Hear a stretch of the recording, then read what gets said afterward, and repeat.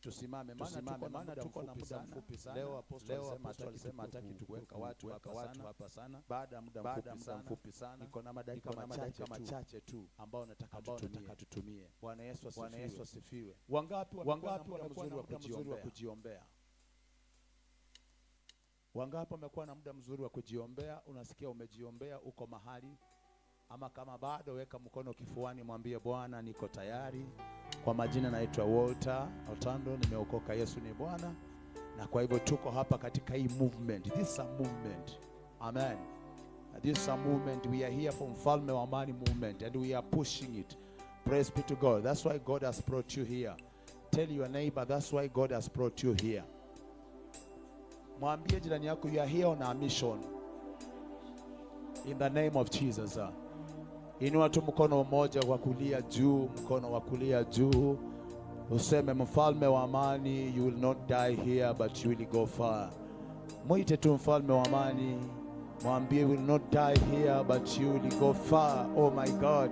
In the name of Jesus, tell Mfalme wa Amani, you are going far, you are going far. You are going far in the name of Jesus. You are going far. Mwambie Mfalme wa Amani, nimekuja kuweka nguvu zangu, nimekuja kuweka maombi yangu, nimekuja kuweka mawazo yangu kwako, nimekuja kuweka maombi yangu kwako.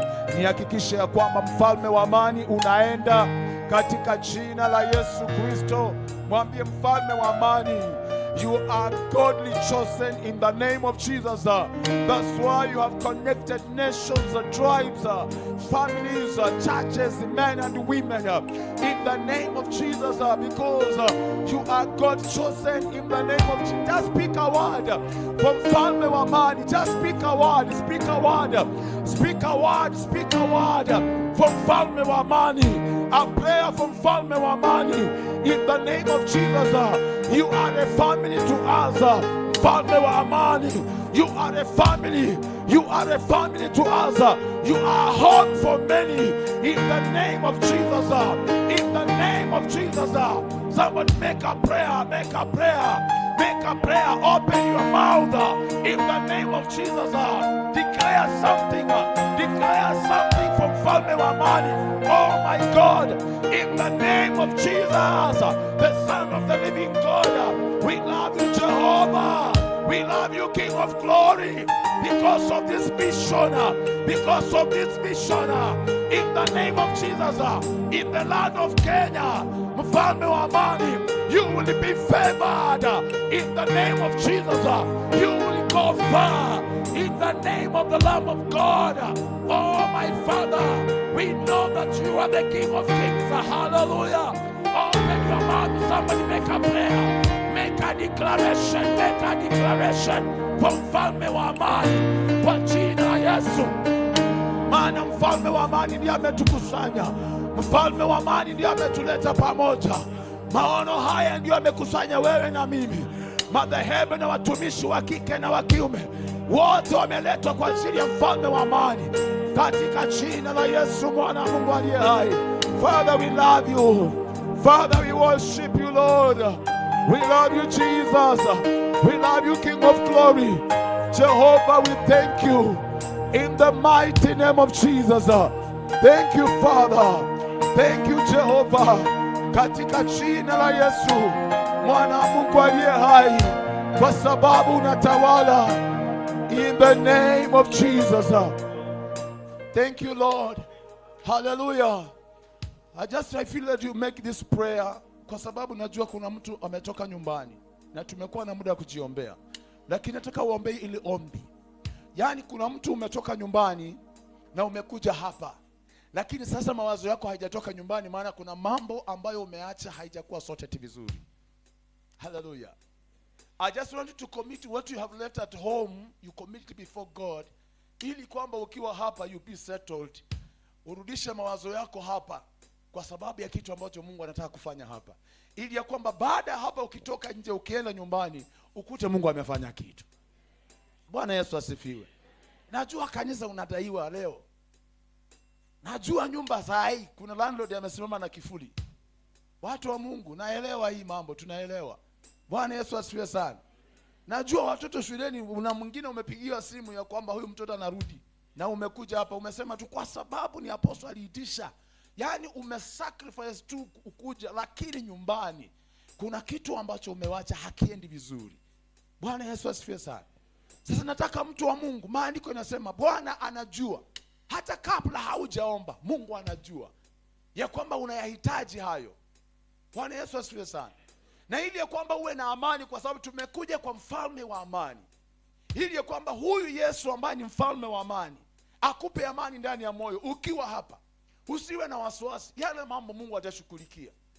Muamini Mungu tu pamoja na manabii wake.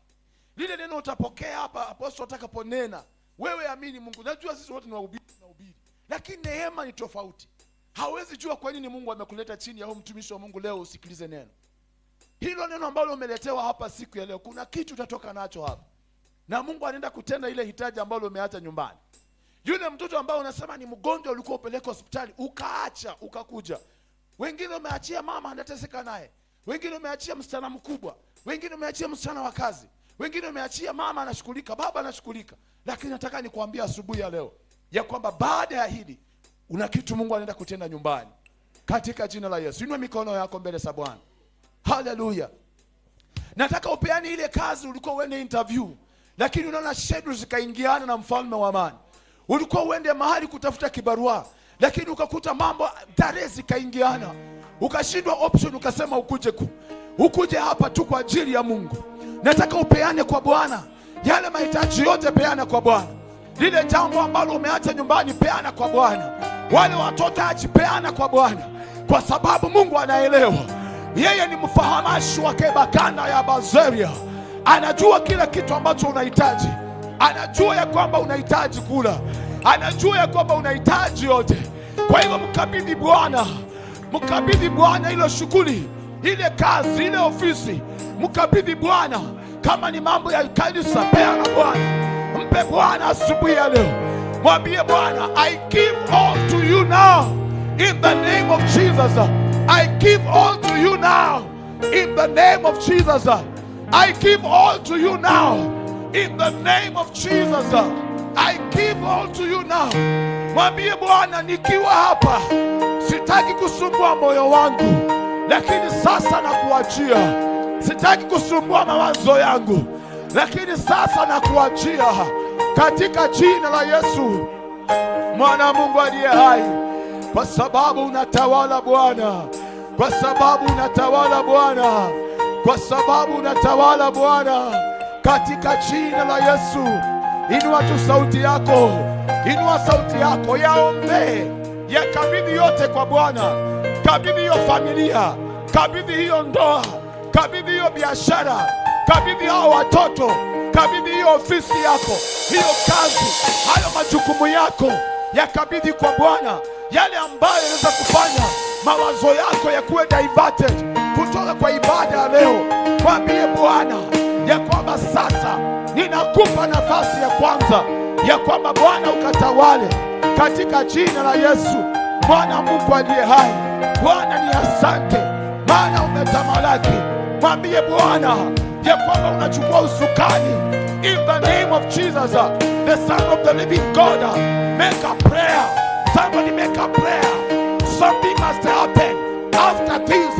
God is going to intervene. My Father, intervene now kwa jina la Yesu. Huyu mtumishi wako Bwana ametoka nyumbani, lakini sasa hivi Mungu wakati huu ni wako, ya kwamba mawazo yakuwe hapa na yale mengine yote Bwana tunakuachia, ya kwamba uchukua usukani kwa jina la Yesu Bwana Mungu aliye hai. We love you my Father, we love you Jehovah. Hallelujah. You are the final maker, Lord. In the name of Jesus.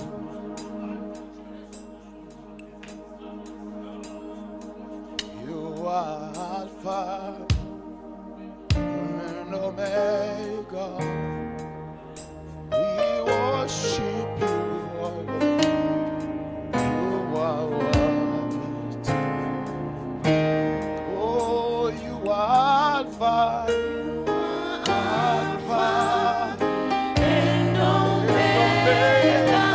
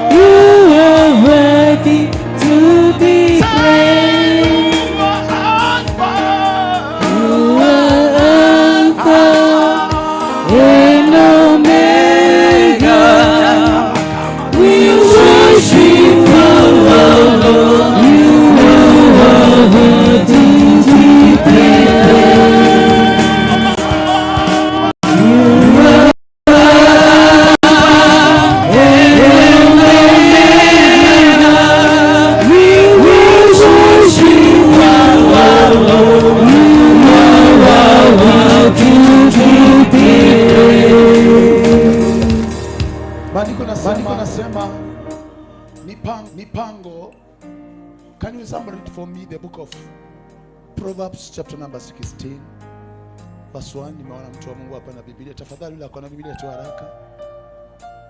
Proverbs chapter number 16. Tuingie maombi ambayo tuko nayo kwa haraka tu. And you'll be ready because I can pick you to come here and help me here. Hallelujah. Proverbs chapter number 16 verse 1, 2 and 3. Proverbs. Yes. The preparation of the heart in man, and the answer of the tongue is from the Lord. All the ways of a man are clean in his own eyes, but the Lord weigheth the spirits. Commit thy works unto the Lord, and thy thoughts shall be established. Amen. Hallelujah. Praise be to God. We want to commit everything unto the Lord, because we have the plans, and the final answer comes from the Lord. Hallelujah. Apostle came with a vision, but now for this vision to go ahead, God must answer. God must come in. God must intervene. Amen. And now we want to commit everything. Our nation needs your prayer, you and me, that we may stand in the gap. That's why we are here, to stand in the gap. Tell your neighbor, you are here on a mission. Hallelujah. Praise be to God. So I just want us to go before the Lord. Tumshukuru Bwana kwa sababu ya mtumishi wa Mungu Apostle Ndura wa Ruingi. We want to commit him and the entire team of this synagogue in the hands of God. Hallelujah. The entire church. Ya nataka tumuombee yeye na kanisa na familia yake. Nataka tuende mbele za Bwana. Hallelujah. Kwa sababu kama yeye hangepanga huu mkutano, Mungu amtumie kupanga mkutano na tukutane hapa. Watu wengine mimi tingekuwa na shughuli zangu tu. Lakini Bwana amekusudia kwamba wakati kama huu, masaa kama haya, utakuwa hapa. Bwana Yesu asifiwe sana. Kwa hivyo ni mtu ambaye anahitaji kuombewa, tusimame na yeye. Sio kwamba hajui kuomba, anaweza kujifanyia ibada, si ni mtumishi wa Mungu. Lakini maandiko yanasema kwamba tuchukuliane na tuombeane sisi kwa sisi, mitume. Tukumbuke, remember the old saints. Praise be to God. We carry each other in prayer, in supplication and thanksgiving. Hallelujah.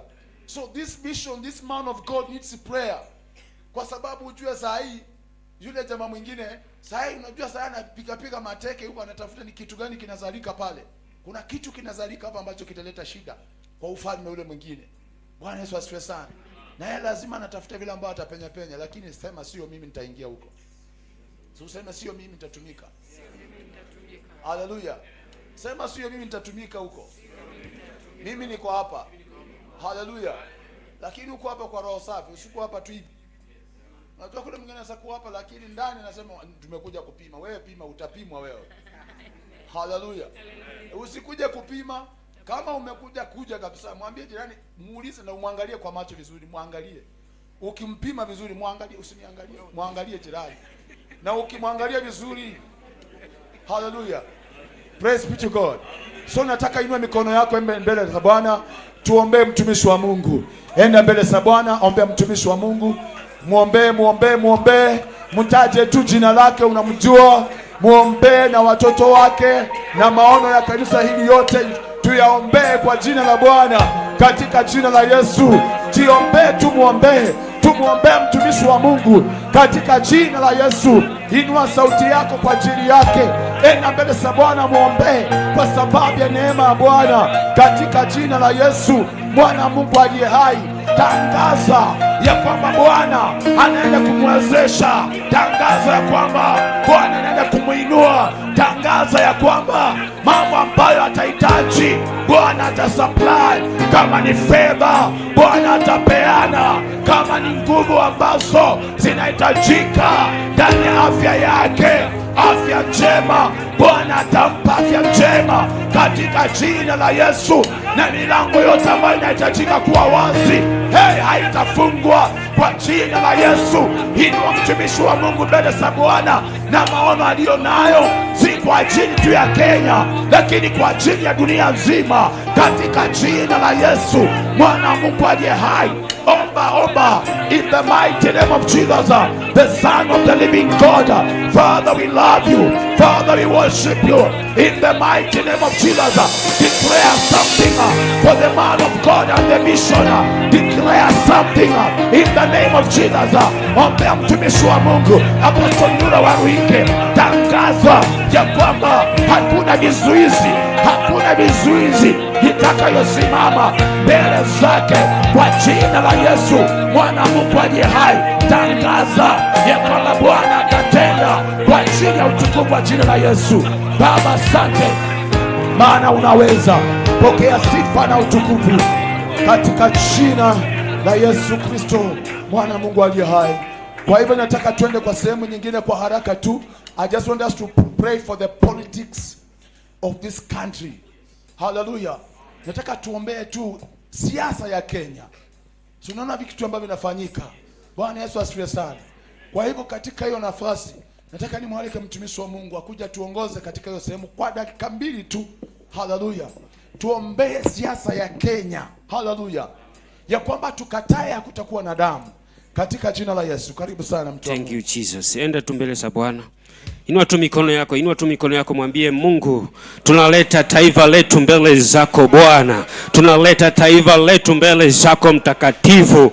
Tamu haitamwagika tena. Mungu utaleta amani, maana wewe ni Mungu mwenye amani. Jehova atawapa hekima na maarifa Bwana ya kuongoza hii nchi Jehova. Tunaalika nguvu zako na uwepo wako ukawape neema na kibali Bwana. Mungu ukawanyenyekeshe mioyo zao, mioyo za vita Bwana ukawaondolee katika jina la Yesu. Baba, tunaombea Kenya yetu Bwana, viongozi waweke tu mikononi mwako Bwana, wape hekima na maarifa ya kuongoza hii nchi Bwana. Damu haitamwagika tena. Asante mtakatifu, maana unasema ya kwamba tunapokuita unaitika na unatenda, unatupa nguvu na mamlaka. Asubuhi ya leo mtakatifu, tunanyamazisha kila nguvu zote, tunanyamazisha kila nira zote katika jina la Yesu. Asante mtakatifu, tupe umoja na amani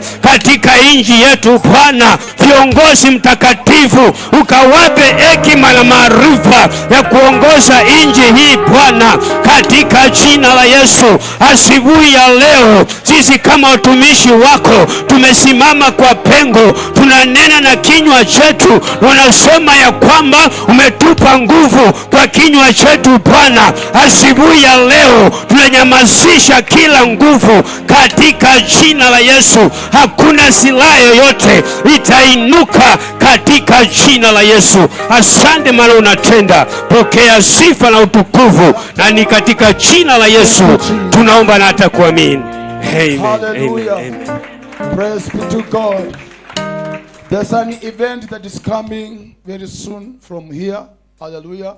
Na mtu wa Mungu atakuja kuiongea baadaye, atakuja kutuambia. Bwana Yesu asifiwe. Kwa hivyo nataka tuwe na muda mzuri wa kuiombea the event that's coming for us now to take over Nairobi. Hallelujah. I want us to pray in the name of Jesus. Si tusimame tu. Makanisani mwenu mnasimamanga, hata nyinyi ndio mnaambia washirika simama. Hallelujah. Bwana Yesu asifiwe sana. Hallelujah. Najua kuna wengine hawajazoea kusimama, lakini tusimame tu kwa ajili ya utukufu wa jina la Yesu na tunaenda kubarikiwa.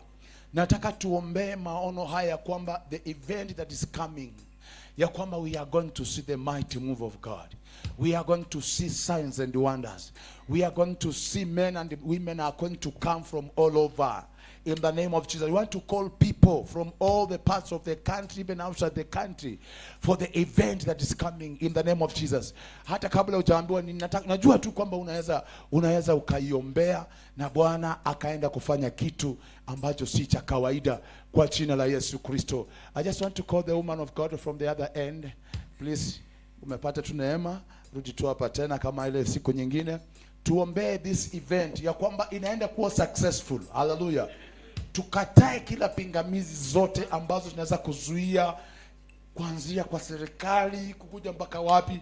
Tukatae ya kwamba hatutazuiwa, tutapenya. Enda mbele za Bwana. Amen. Enda mbele zake Bwana, watumishi wa Mungu. ukakabidhi event ambayo iko mbele zetu ya kuteka mji wa Nairobi katika jina la Yesu Kristo, mwana wa Mungu aliye hai.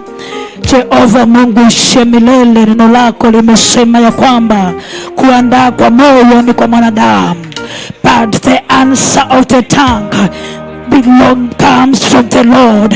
Jehova Bwana, ninatangaza ya kwamba tutaenda kuteka mji huu wa Nairobi katika jina la Yesu Kristo, Mungu ishiye milele. Watu watatoka kila kona za nchi hii, inaita watu kutoka Nakuru, watu watatoka Mombasa, watu watatoka Eldoret na Kakamega, watu watatoka hata na Kalenjin. Tutafurika Nairobi na tutaiteka. Ukanena na Joshua ukamwambia ya kwamba mahali atakanyanga atakuwa mahali pake. Tutapoenda kukanyaga mji wa Nairobi, mji huu tunaenda kuiteka, utakuwa mji wa baraka, mji wa amani katika jina la Yesu Kristo. Hiyo event ninayoambia itakuwa event ya amani. Mvurugano wote ninaukataa, misukumano yote ninaikataa katika jina la Yesu Kristo. Bwana, utaenda kutenda mema, utaenda kujidhihirisha, utaenda kuonekana, maana wewe ni Mungu. Utaenda mazekulikaramuzea, nena jambo, nena amani ile tarehe katika jina la Yesu Kristo. Bwana, ninakuinua, ninakutukuza, maana ni wewe Jehova, ni wewe Mfalme. Utatuunganisha pamoja kwa umoja, ni kwa ajili ya sifa na utukufu wa jina lako. Asante maana unatenda, asante maana unajidhihirisha, na ni katika jina la Yesu Kristo tumeomba na hata kuamini. Amen, amen. Hallelujah. There's this verse. Bwana akamwambia Yoshua na hawa watu ya kwamba na mahali popote mtakanyaga nyayo zenu nitawapa ikawe miliki yenu. Bwana Yesu asifiwe. Nataka tujiombee nyayo zetu ya kwamba tutakapokanyaga Nairobi, mahali popote tutakanyaga, mguu yako mahali itakanyaga, utakuwa unaweka rapa stamp yako ya kumiliki. Hiyo ni mguu yako, ni rapa stamp. Hallelujah. Kwa haraka tu nataka niite mtu wa Mungu hapa tuongoze kwa hilo sehemu ya kwamba nyayo zetu mahali zitakanyaga tutafanya nini? Hallelujah. Kwa haraka tu, uko na dakika moja mtu wa Mungu, katika jina la Yesu Kristo. Tuseme ya kwamba Bwana, tunakatakaza miguu yetu inapoteka mji, inapochukua mji wa Nairobi. Bwana wetu na Mungu wetu, umetupaka na mafuta ambaye ni ya kumiliki. Umiliki ni wetu. Mwezi wa 7 tunasema ya kwamba umetupaka na upako wa kumiliki miezi. Bwana wetu na Mungu wetu, to the second half of the year we are possessing the city, we are getting to the city, we are moving on, we are the movement, we are the army of the Lord. We take the anointing and now we are flying over our feet as we take the city in the name of Jesus Christ. In this month we are declaring God of 7 time be upon our lives, be upon our family, be upon our feet. We possess the city, we possess our land in the name of Jesus. We are covered, we have a cover because we know we are serving a God of 7 time in the name of Jesus Christ. In the month of in the July we are taking over the city, we are taking over the Kenya in the name of Jesus Christ. We possess it in the name of Jesus Christ. We take our revelation that the God of the 7th hour, you are here in Jesus' name. Amen. Hallelujah. Praise be to God. Na Yesu akasema katika Marko ya kwamba muamini ya kwamba yale mmeyaombea mmeyapokea na yamekuwa ya kwenu, na wala hakuna mtu atayaondoa kwenu. Haleluya. Bwana Yesu asifiwe. Kwa dakika 2 nataka umshukuru Mungu, mwambie Bwana asante kwa kila jambo ambalo tumeombea hapa, tumepokea na imekuwa ya kwetu. Mwambie tu Bwana, clap your hands when you pray. Ukimshukuru Bwana, piga makofi yako ukimshukuru Bwana, ukimwambia Bwana tumepokea mahitaji ambayo tumeombea kwa ajili ya mtumishi wako, kwa ajili ya Kenya, kwa ajili ya uongozi wa Kenya, kwa ajili ya utawala wa Kenya. Tumepokea yote kwa jina la Yesu mwana Mungu aliye hai. Mwambie tu Bwana, tumepokea, tumepokea, tumepokea yale tumeombea, tumepokea. Mwambie tu Bwana asante, mwambie tu Kristo asante kwamba tumepokea na yamekuwa ya kwetu katika jina la Yesu, wala hakuna mtu atayaondoa kwetu. In the mighty name of Jesus, the Son of the living God. Father, we thank you. Father, we bless you. Hallelujah. Praise be to God. I'm just being reminded of something inside me. Amen. We have men and women of God here. Hallelujah. Ambao watakuwa, they will be aspiring some of the seats in the government.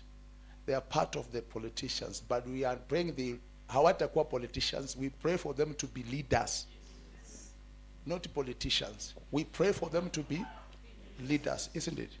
Hallelujah. So I just want us to pray because they are part of the movement of apostle. Hallelujah. Ya kwamba wakitoka hapa watoke kama dhahabu.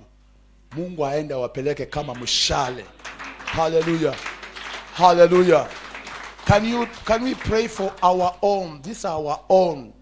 Because when you are part of this movement, they are part of the movement. Now if you become part of, they are our own. Hallelujah. So kwa dakika moja nataka tuwaombee. Amen. Ya kwamba Mungu awape neema ya uongozi. Wakienda Mungu awape kibali. Kule wataenda, mahali wataenda wapate favor. Na hata viongozi wengine ambao ni wa serikali wanahitaji viti, ya kwamba Mungu atuletee viongozi, sio wanasiasa. Hawatakosekana wanasiasa, lakini ndani ya ile wanasiasa Mungu awapee neema ya kuwa kiongozi. A leader listens. A leader discerns. A leader knows where to react, how to react, what to talk. That's a leader. Amen. So can we pray for them, isn't it? Hallelujah. Tuko na dakika moja. Fungua kinywa chako. Enda mbele za Bwana. Father, we thank you.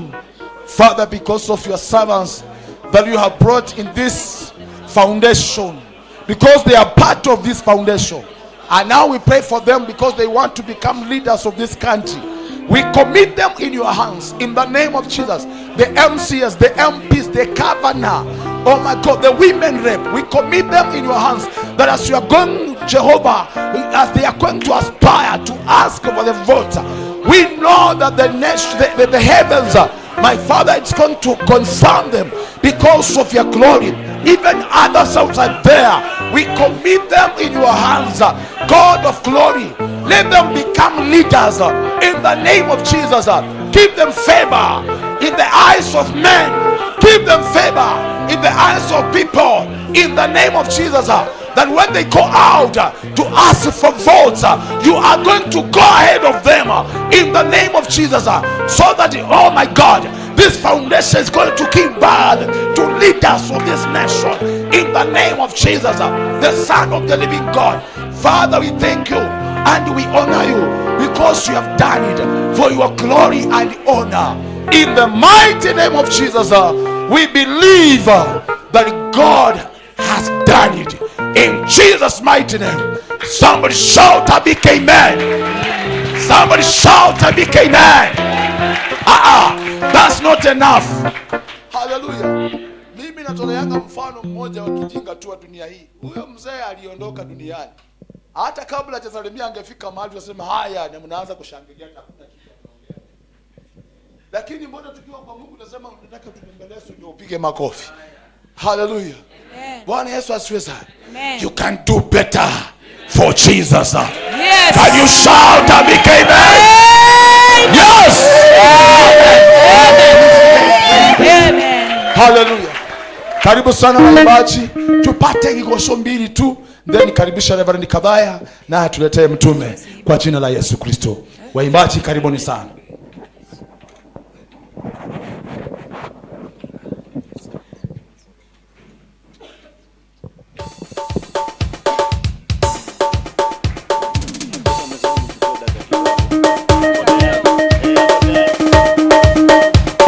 Amen.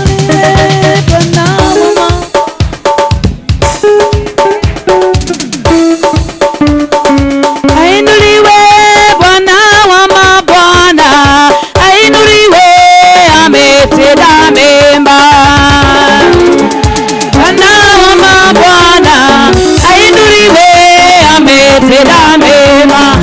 Ainuliwe Bwana wa mabwana, ainuliwe, ametenda mema. Ainuliwe Bwana wa mabwana, Ainuliwe, ametenda mema. Ainuliwe, ametukumbuka. Ainuliwe, ametenda mema. ainuliwe Bwana wa mabwana, ainuliwe, ametenda mema. Ainuliwe, kiongozi mwema. Ainuliwe, ametenda mema. ainuliwe Bwana wa mabwana, Ainuliwe, ametenda mema. Ainuliwe, tunapenda Yesu. Ainuliwe, ametenda mema. ainuliwe Bwana wa mabwana, ainuliwe Ngai wakwa, Ngai wakwa, Ngai wakwa wamagegania. Ngai wakwa, Ngai wakwa, Ngai wakwa we wamagegania. We monene, we monene, we monene we wamagegania. So we monene, we monene, we monene we wamagegania. Wabarario, wabarario, wabarario we wamagegania. Wabarario, wabarario, wabarario we wamagegania. Twagotea, twagotea, warokero we wamagegania. Twagotea, twagotea, twagotea we wamagegania. We monene, we monene, we monene we wamagegania. We monene, we monene, we monene we wamagegania. Nego kena, nego kena.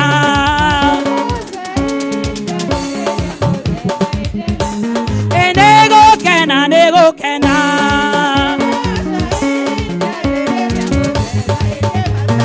Diga neba tokereko.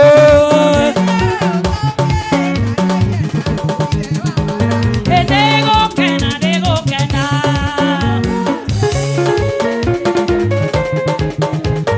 Nego kena, nego kena.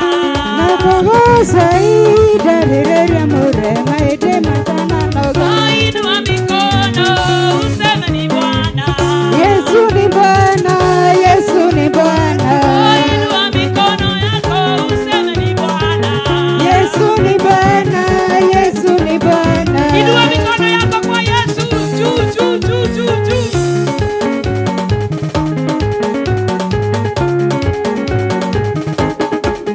Inua mikono useme naweza. Yesu anaweza, Yesu anaweza. Inua mikono yako useme ni Bwana. Yesu ni Bwana, Yesu ni Bwana. Inua mikono yako mwambie bariki.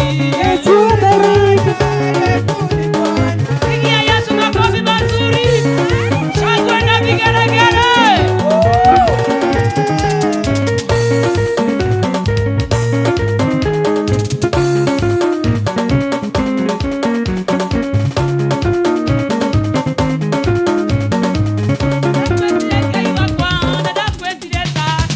Ndakwatie Ngai wakwa, ndakwatie tata. Ndakwatie Ngai wakwa, ndakwatie tata.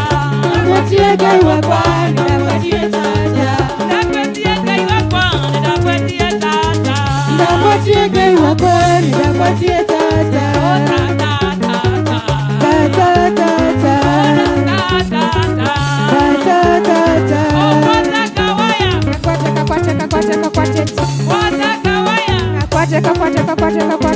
Amen. Tupigie Bwana Yesu makofi mazuri. Amen. Si upatie your neighbor high five. Aliye mbele, upatie aliye nyuma high five. Praise the name of the Lord. Amen. We can have our wonderful seat. We can have our wonderful seat. Amen. Amen. Hallelujah. You are blessed. You are blessed of the Lord. Praise the name of the Lord.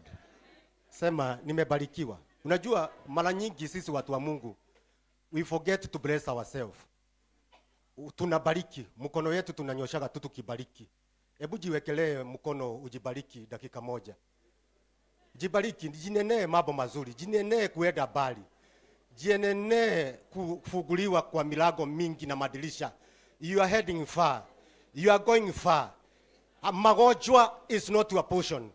Poverty is not your portion.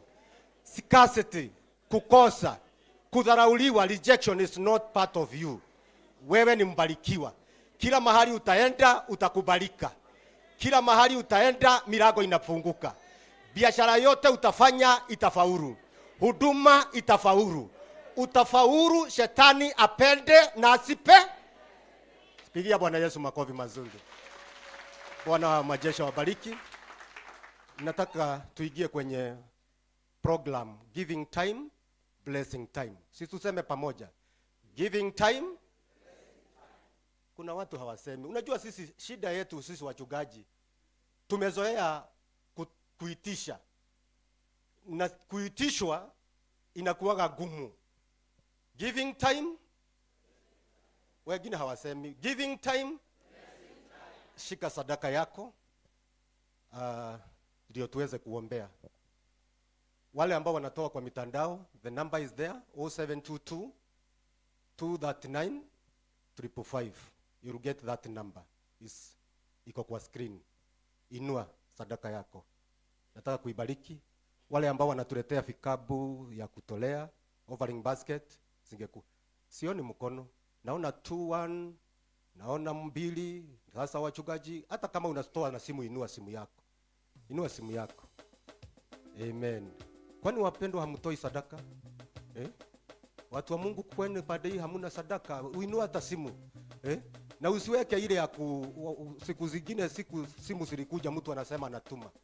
Mchungaji mmoja aliangalia akasema, "Ai, naona wale wanatoa na simu halafu naona hapa kuna kitu inaingia." Ni vizuri unapokuja kwa madhabahu kama hii, unatoa unabarikiwa. Mimi tangu niingie kwenye haya madhabahu, praise the name of the Lord, kuna ishara nimeona. Kuna miujiza nimeona. Last Monday niliwaambia mlango ya kwanza nilibebwa na ndege kuenda Jakarta. Mlango ya pili nimeishi kugagana kusupport ministry, nimesupport wachungaji wengi sana na kutrain wachungaji wengi sana. Lakini this time loud nilipata hall kanisa na mtu ananiachia na vyombo zake na niachia na kila kitu. Sio ni Mungu. Friday nilifanya mkesha, nilitoka hapa nikaenda mkesha huko na sijalipa. Friday niko huko ninaenda mkesha ingine. Saturday ndio ninaingia ibada. Jana niliingia after service mahali ninahubiri, mahali nilienda nikimaliza kuhubiri. Nikaingia pale. Watu walikuja kama 60 na sijawaita nikafanya ibada ingine ya pili. Is that not favor? Receive, tap that favor from this altar. Apostle hagagani kifedha. Bwana asifiwe sana. Alisema unajua sisi tunaweza kuwa holy lakini mfuko ikiwa imeinama, wapendwa, utakuwa yani you are not eating your diet, you are eating what is available. Si Mungu atatungoa kwa hiyo ya kutukula ile kiko available, tukule kile ambacho roho inatamani na mawazo inatamani. Inua sadaka yako tuombe. Suinue, hata kama ni simu inua. Hata kama unatoa 20 kwenye hii madhabahu, toa. Mungu atakubariki. Mungu atakubariki. You are heading far. Let's pray. Namba ya simu ni 0722 0722 239 555. Kuna mtu hajaipata? Wacha tuombe, tutawaelezea. Let's pray. Heavenly Father, tunabariki sadaka tunazitoa kwenye haya madhabahu. Hatutoi kwenye haya madhabahu tukitolea mtumishi wako apostle. Tunatoa tukikutolea wewe. Na tunatoa ndio tukue connected na heaven na baraka. Wale ambao wanagagana kunupata shamba ya kanisa wasigagane tena, no more struggle. Wale ambao wanagagana kukula na kusomesha watoto, tunaomba ya kwamba through this sacrifice ya offering, tunaomba Jehova utatufungulia milango. Ninabariki kila sadaka ambayo inatolewa siku ya leo. na yoyote ambaye atanyosha mkono wake, Jehova utaunyoshea mkono wako wa kumuinua na kumbariki. Giving hand is always on top. Ninaomba tutaishi kuwa juu, tutaishi kubarikiwa, tutaishi kusonga mbele. Ninabariki kwa jina la Baba na la Mwana na Roho Mtakatifu, we pray and we believe. Amen. Tuwekewe wimbo. Yes. Tulete. Yes. Tunaenda kumleta mtumishi wa Bwana.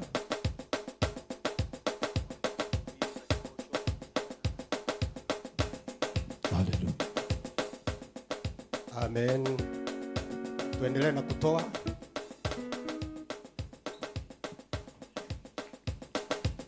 Ainuliwe Bwana wa mabwana, ainuliwe, ametenda mema. Ainuliwe Bwana wa mabwana, ainuliwe, ametenda mema. Oh, ainuliwe Bwana wa milele, ainuliwe, ametenda mema. Ainuliwe Bwana wa mabwana, ainuliwe, ametenda mema. Ametenda mema. Ametenda mema. Ametenda mema. Ametenda mema. Simame sasa. Kama tumetoa sadaka tusimame. Simame sasa tumkaribishe mtumishi wa Bwana. Simame zote. Wapi mikono mikono mikono mikono mikono mikono. Tushangilie Bwana, tushangilie Bwana. Tushangilie Bwana. Bado. Nataka tuinue mikono mikono mikono mikono mikono mikono. Inua. Inua. Inua. Inua. Inua. Inua. Inua. Inua. Inua. Haya twende. Kila mtu. Hey. Twende. Yeah. Yaani ukiona mtu haini mikono sijui. Nataka tumnulie Bwana hizo mikono. Namna hii. Kama umebarikiwa sema amina. Kama umebarikiwa sema amina. Kama umebarikiwa sema amina. Kama umeinuliwa sema amina. Kama umekombolewa sema amina. Kama umebarikiwa sema amina. Haya.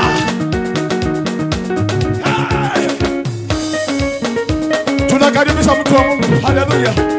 Tunataka kuleta mtu wa Mungu. Bwana Yesu asifiwe. Bwana Yesu asifiwe. Haleluya.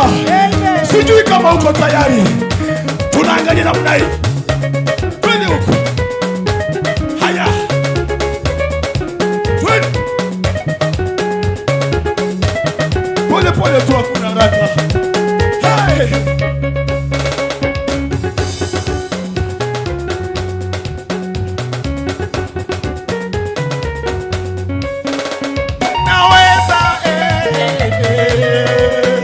Hakuna Mungu kama wewe Bwana.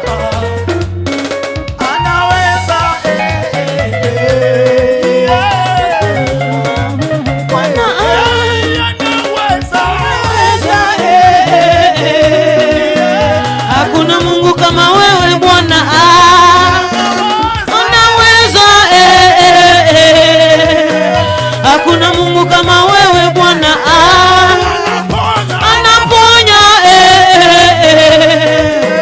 Hakuna Mungu kama wewe Bwana. Abariki. Hakuna Mungu kama wewe Bwana.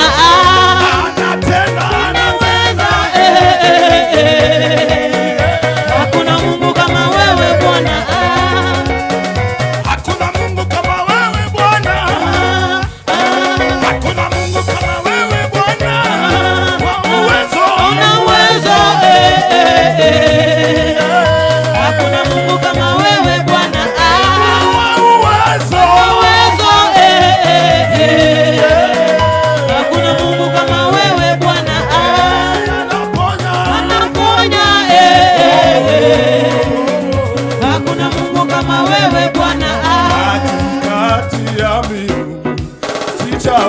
Mungu kama wewe. Katikati ya miungu sijaona Mungu kama wewe. Katikati ya miungu sijaona Mungu kama wewe. Katikati ya mataifa sijaona Mungu kama wewe. Katikati ya wanadamu sijaona Mungu kama wewe. Nimetafuta kote mimi, sijaona Mungu kama wewe. Nimezunguka kote kote, sijaona mwenye nguvu kama Bwana. Katikati ya wanadamu hakuna Mungu kama yeye Bwana. Katikati ya miungu sijaona Mungu kama wewe. Katikati ya mataifa sijaona Mungu kama wewe. Mungu kama wewe. Mungu kama wewe. Sema Mungu kama wewe. Mungu kama wewe. Baba. Baba. Baba. Shangilia, shangilia, shangilia, shangilia. Wapi mikono, mikono, mikono, mikono, mikono. Mikono, mikono, mikono, mikono tu. Endelea. Endelea. Piga Yesu mikono tu, mikono tu, mikono tu. Weka mikono namna hii. Twende kila mtu. Piga. Piga. Piga. Piga. Bwana vigelegele. Makofi ya juu. Kwa furaha. Makofi ya juu. Pigeni Bwana vigelegele, vigelegele kwa furaha. Pigeni Bwana vigelegele, vigelegele kwa furaha. Thank you. Thank you very much.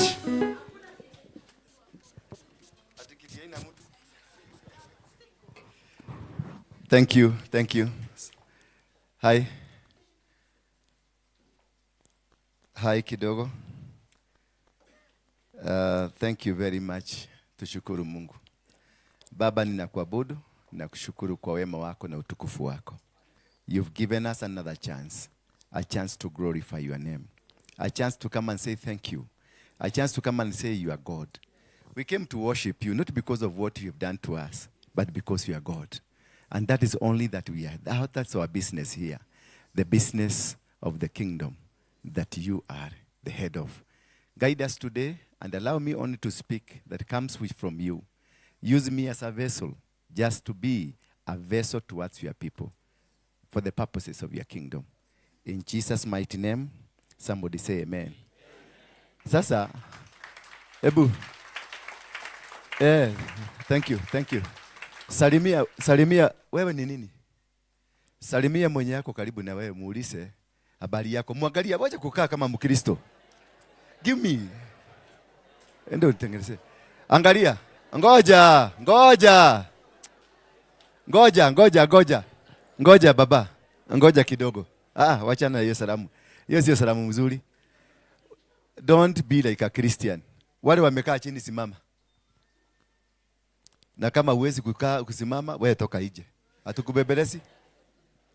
Hatuwezi kubebeleza wewe. Sasa hapa lazima ukae na utii. Si ndio? Hebu shika yule mtu mko karibu na yeye. Muangalie kwa uso.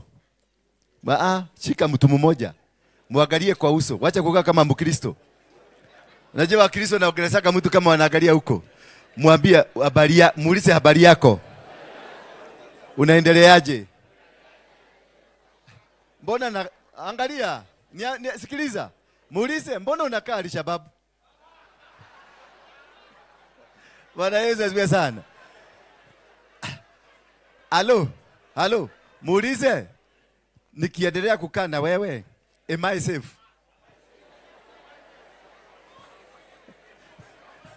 Thank you. You may be seated. Nini mbaya? Was it? Nipatie hai. Naomba kuwashukuru tena wachungaji na baba Bishop. Asante sana. All protocols observed. Leo nimeambiwa kumekuja grupu mbili ya waenda biguni na ya wakaaji wa hapa duniani. Wote ni wangu. And that's the best thing. Sometimes back niliwaambia my chronology of life, it has been one of the most complicated kind of a life that si watu wengi wangependa kukua hivyo. Lakini mimi nilijikuta. Kwa sababu nikiwa 9 years old na 10 years old, nilikuwa na itaga maubwa zote za kijiji yetu zinanifuata. Sasa watu wengi walikuwa wananiitaga ghost. Maana nikikuja kwa kobaudi yenu kuna kasauti nilikuwa natoa. Ubwa zote ubwa yako inatoka inakuacha. Na nitaenda nayo mpaka wakati nitairudisha. So nyumbani nilikuwa nafuatwa na ubwa 50, 100, 70. Sasa kila mtu alikuwa anasema this is not normal. Bwana Yesu asifiwe sana. Alafu miaka hiyo nilikuwa kipi. Sasa ipi zote zilikuwa zinanifuata. Na ndio kuwe member wa grupu yangu a gang, ilikuwa it was a gang group ya young those boys. Lazima uibe chapati kwenu, na ukikosa chapati uibe kitu ya kukula. Na ukikosa kitu ya kukula usikuje na shilingi 5, then kobole ndio ilikuwa juu sana. Lazima uibe ukuje ndio ukuje ukuwe member wa hii group. Bwana Yesu asifiwe sana. And that was I was 9 years, 10 years hapo. And I had a command of dogs and I had a command of young men like me. Bwana Yesu asifiwe sana. And that way niliendelea kukua na kwetu kulikuwa kunaogopwa kwa sababu yangu. Sijui kama kwenu kumewahi kuogopwa kwa sababu yako? Kwa sababu ya vituko zako? Kama kwenu hakujawahi ogopwa kwa sababu yako, uko na makosa dunia hii. Because a person who is chosen is different from others. He behaves and lives not like others.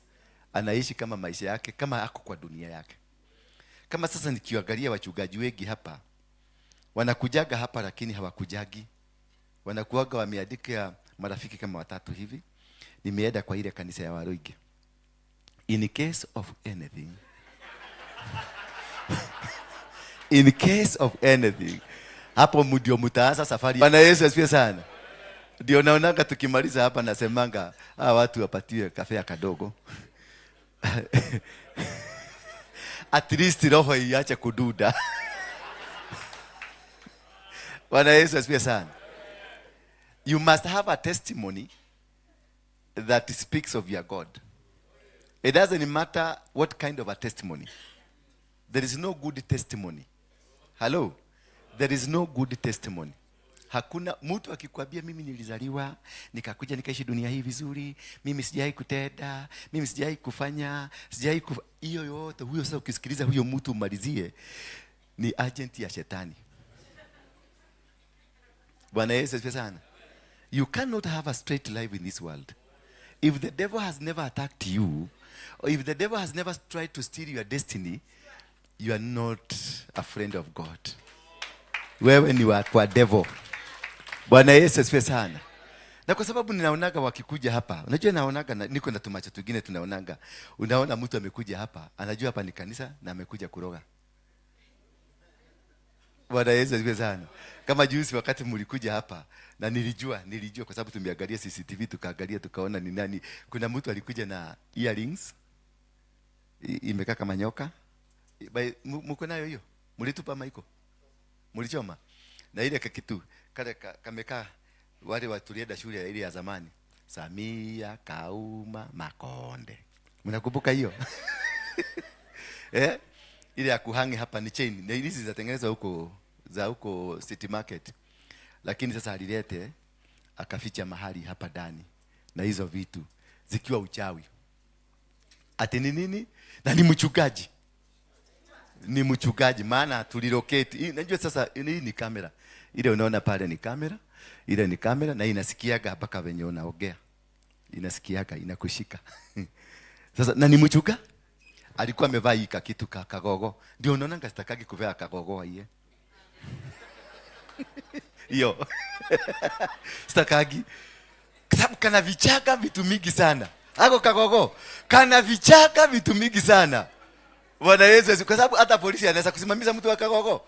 Hawezi. Na hapo kagogo atabeba, atabaki na atembea na, lakini sisemi wewe. Sisemi nyinyi. Na nyinyi hakuna leo hakuna mchawi amekuja. Bwana Yesu asifiwe sana. Hakuna mchawi amefanya nini? Leo hakuna mchawi amekuja, lakini kama umekuja utakamatwa leo.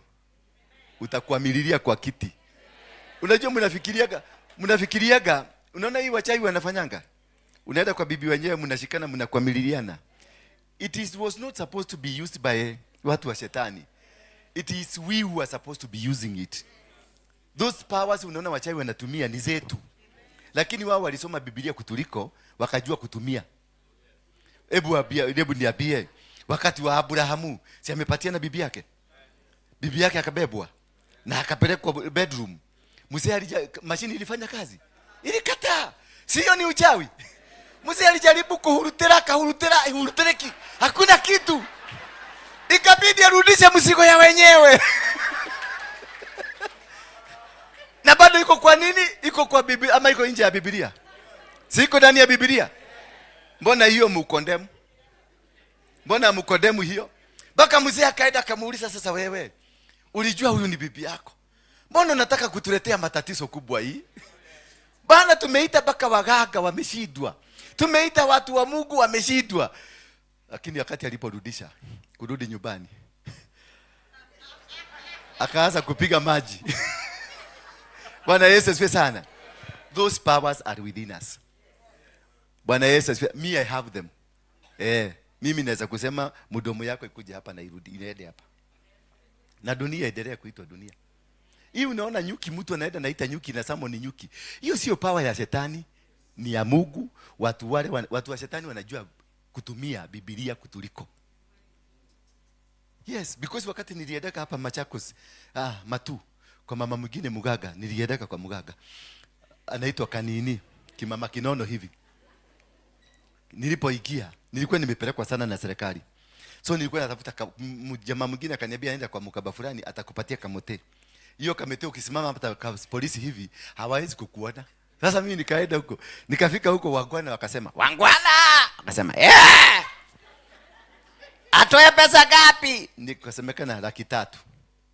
Sasa nilikuwa nimebeba laki ngapi? 2. Unaona shetani venye anajua kutafuta pesa. 200,000. Nikwenda kuwekelea 200,000 nikamwambia, "Toka hapa, toka haraka. Nenda utafute." Maana nilikuwa na gari yangu nikakimbia kwa gari nikatoa hiyo nyingine moja. Nikakuja. Mahali niliwekelea huko kwa kanyugu nikaambia rusha hapo chini. Alafu mama akaniambia nitoe nguo zote nikae uchi. Sasa nikimama kinono. Alikuwa anatoshana hivi. Alafu najua wamama wanono ni wale tu. Sasa alikuwa ananizunguka, nilikuwa nimepeleka kuku ya red na kuku ya white. Sasa alikuwa ananizunguka, anakuja anazunguka hapa ananigogesha kwa kichwa kwa kuku.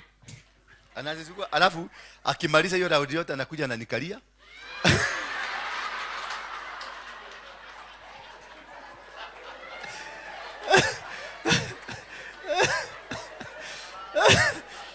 Sasa kitu ya ajabu, wachana na hiyo yote. Maana hiyo ni sarakasi, hata sisi tunafanyanga sarakasi hapa kanisani ndio watu waamini kweli tuko na nguvu. Si ndio? Si vitu mingi tunafanyanga ni sarakasi tu. Ndio watu waamini tuko na nguvu. Most pastors ukiona kitu hiki na pesa hitoki. Kama nimeona hapa bishop ameitisha pesa mmekataa kutoa. Si mmekataa? And that is the reason nimesema hiyo story. Kwa sababu tukienda kwa waganga tunatoaga vizuri. Mimi nilitoa 1,000 ngapi? 300. Unajua ni nini niliuziwa? Watu ngapi wanajua ile mti inaitwa mokidori? Mokidori inaitwaje na Kiswahili? Kakijiti kama mokidori. Alikata hivi akanipatia akaniambia hiyo sasa ndio dawa. Kufika hapa town, kushuka tu hivi, nilikutana na Friends Code. Nikaweka kakijiti venye nilikuwa nimeambiwa weka kwa mdomo. Nikaanza. The more niliendelea kutafuna, the more polisi waliongezeka na wakanisa round. Na nikasikia kwa radio call wanasema kilo waroige hapa. Nikasikia kwa radio arrest him immediately. Kutoka siku hiyo nilikaa jela miezi 6. Nilinunua kama kidoli 300 nikakaliwa na mama na wakakula kuku yangu 2.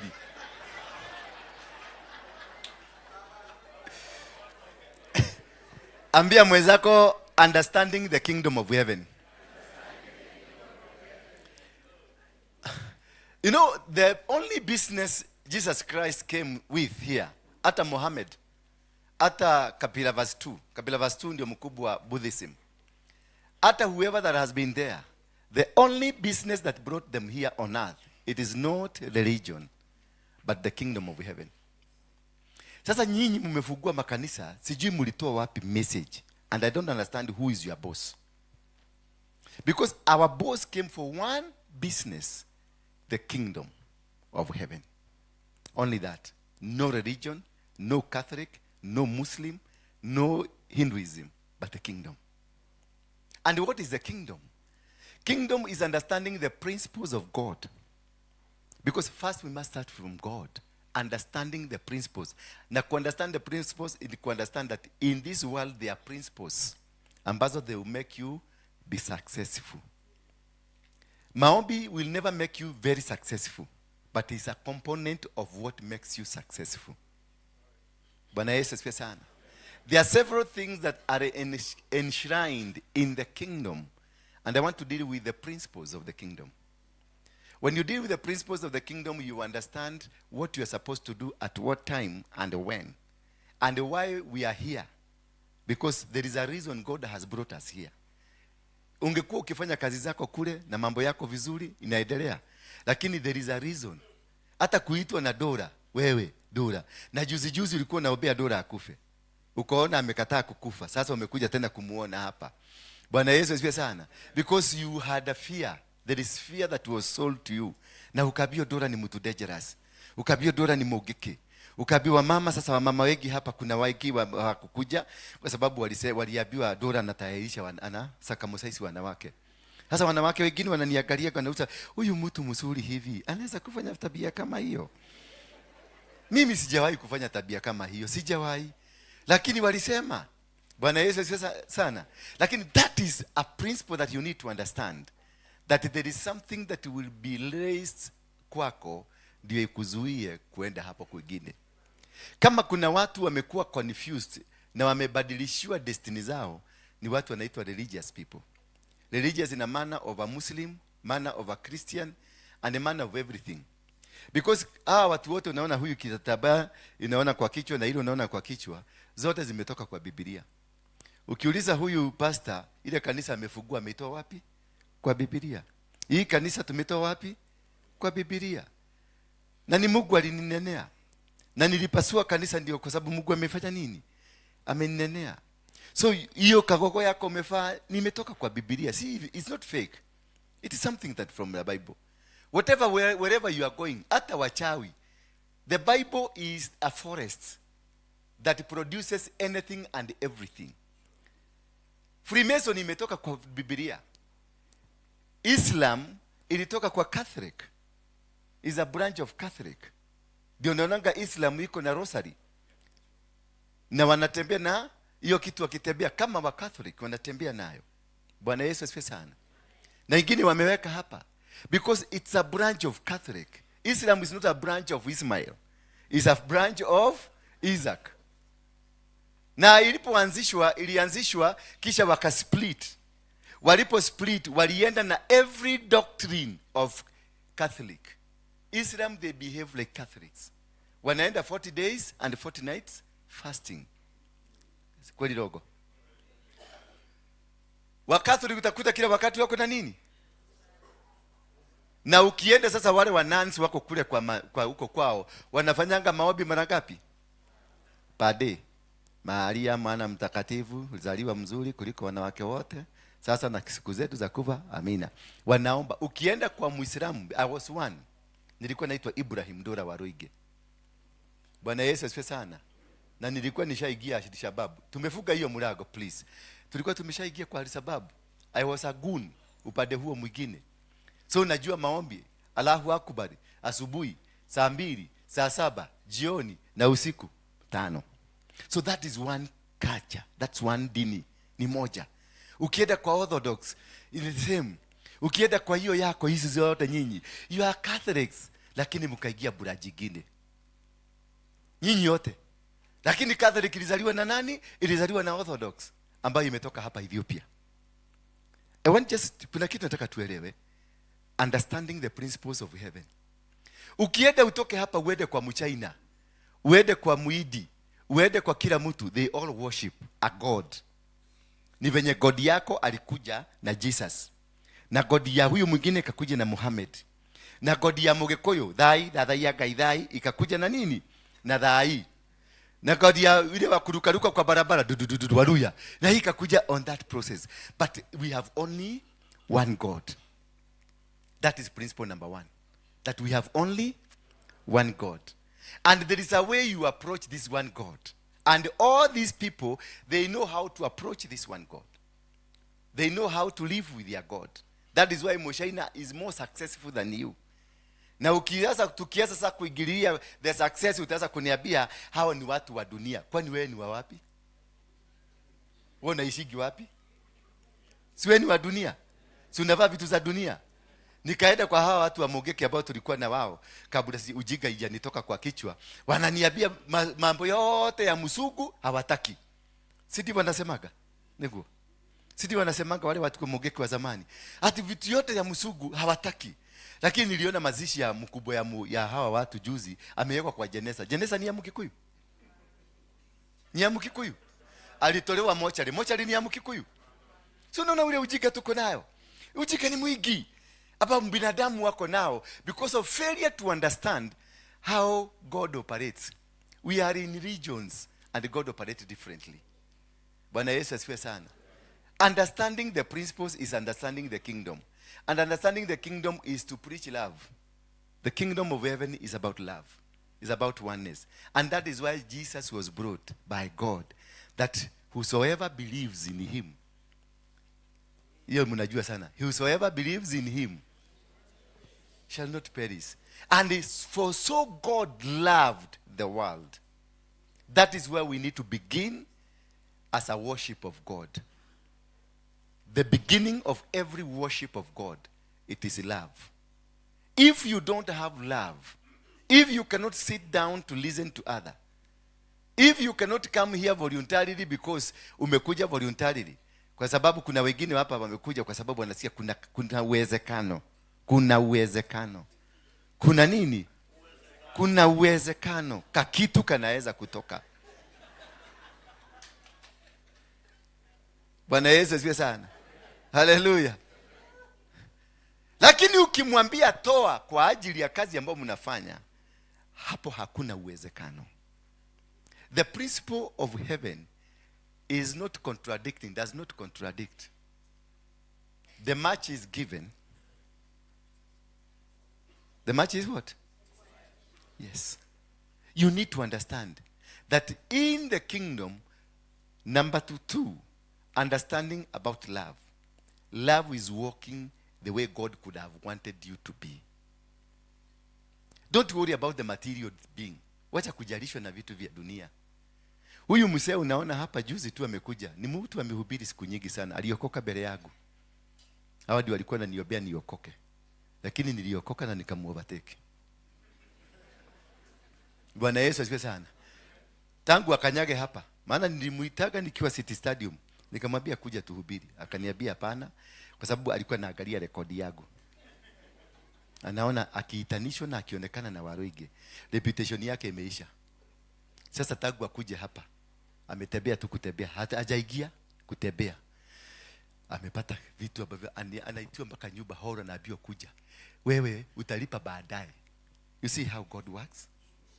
Juzi hapa akakuja nikamwambia utapanda ndege. Alipanda for the first time. Alikuwa kwa ndege anashikilia, unaona ameshikilia.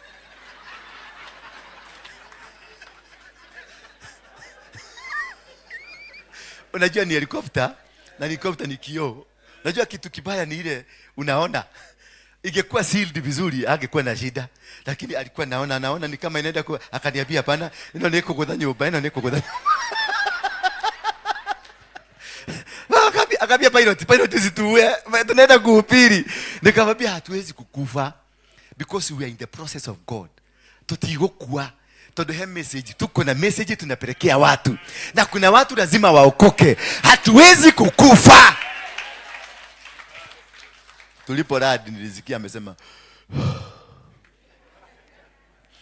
nikamwangalia tu nikajua yes, you are coming back now, you are seeing your God.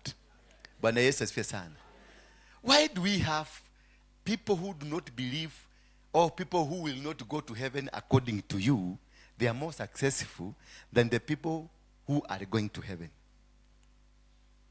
Do you ever ask yourself a question? That the people who are not going to heaven, meaning they have no permit, hawana visa ya kwenda biguni, they are more successful kuliko wale watu na visa wa kwenda biguni. Nimepita hapa Idasiria sometimes, maana nilikuwa naishi Mukuru kwa Ruben. Unakuta pale kwa hizo makabuni, kuna mama anakuja saa 7 huko na doo amewekelea kwa kichwa. Na hiyo doo iko na maharagwe, na ingine iko na supu, na hiyo ingine iko na chapati. Ninataka chapati chafua. Sasa anaenda kukaa kwa factory ije mpaka saa 7 ndio wale wafanyikazi wako huko watoke wakuje wakule. Lakini mwenye kampuni hiyo ni Muislamu. Yeye hakulagi hiyo chakula. Anaendaka kwa msikiti dakika 5. Anaomba dakika ngapi? 5. Kisha anatoka hapo, anaenda Serena kukula raji ya shilingi 6,000, na haendagi peke yake, anaendaka na watu kama 10. Na analipa hiyo biru yote. Watu wa kwenda biguni utawakuta pale kwa huyo mama, na si kulipa cash, maana Serena ni kulipa cash. Huyu si kulipa cash, ni andikwe kwa kitabu, pesa ikatwe Friday. Mwendaji wa biguni. Mtu mwenye atawachwa hapa akichomeka, anaishi katika dunia yake mzuri na anakaa vizuri. But you who is taking people to heaven, wewe ndio una line hapo na unakuja hapo kuhubiri mahubiri ya dakika 5 ukigojea mama afike. Ndio uwekewe chapati chafua. Na ile maji imetengeneza hiyo getheri imechotwa kwa sewage. That is now you ask a question. Where is our God? Maana Mungu wa Muislamu anaonekana. Ama haonekani? Anaonekana. Ndiye ameajiri most of you. Most of the pastors wameajiriwa na Waislamu. The person who is not going to heaven ameajiri mtu ambaye anaenda biguni. Are you getting me? And we were told we are not what? We are not the tail. But what? The head. Now, how did it come now you are the tail? Wewe ni mkia. Wewe unakula chakula ya sewage. Na mwenye anafaa kukula hiyo chakula ya sewage anakula Serena. Na haedi peke yake, kule juice Serena ni 1,500 gilasi moja. Chakula kasamaki kanusu, sio samaki mzima, kama tachana slice ya mkate ni shilingi 6,800. Sasa hiyo je chips, ka gilasi kamoja ka chips, waru moja, nusu waru imetakataka tu shilingi 2,000. Bwana Yesu asifiwe sana. Wewe hauwezi hata kudhubutu kupeleka mtu hapo akakule chai. Maana kikombe moja ya cappuccino, kale kikombe kametosana hivi, kale mtu anasawiaga na meza pamoja na chai, kanatoka ka shilingi 2,500. Wale watu wako pale wakikula vizuri hawataenda biguni kulingana na wewe. Wewe ambao utakula hapa utaenda biguni, na unaambiwa kule biguni hata kukula hatutakula, tutaishi mzuri, haukuenjoy matunda ya hapa duniani. Kwa hivyo, why did God bring you here? Alikuleta uenjoy, alikuleta duniani kwa nini? Kama hautaenjoy, akasema in Genesis chapter number 1 verse 26, let us make man in our own image.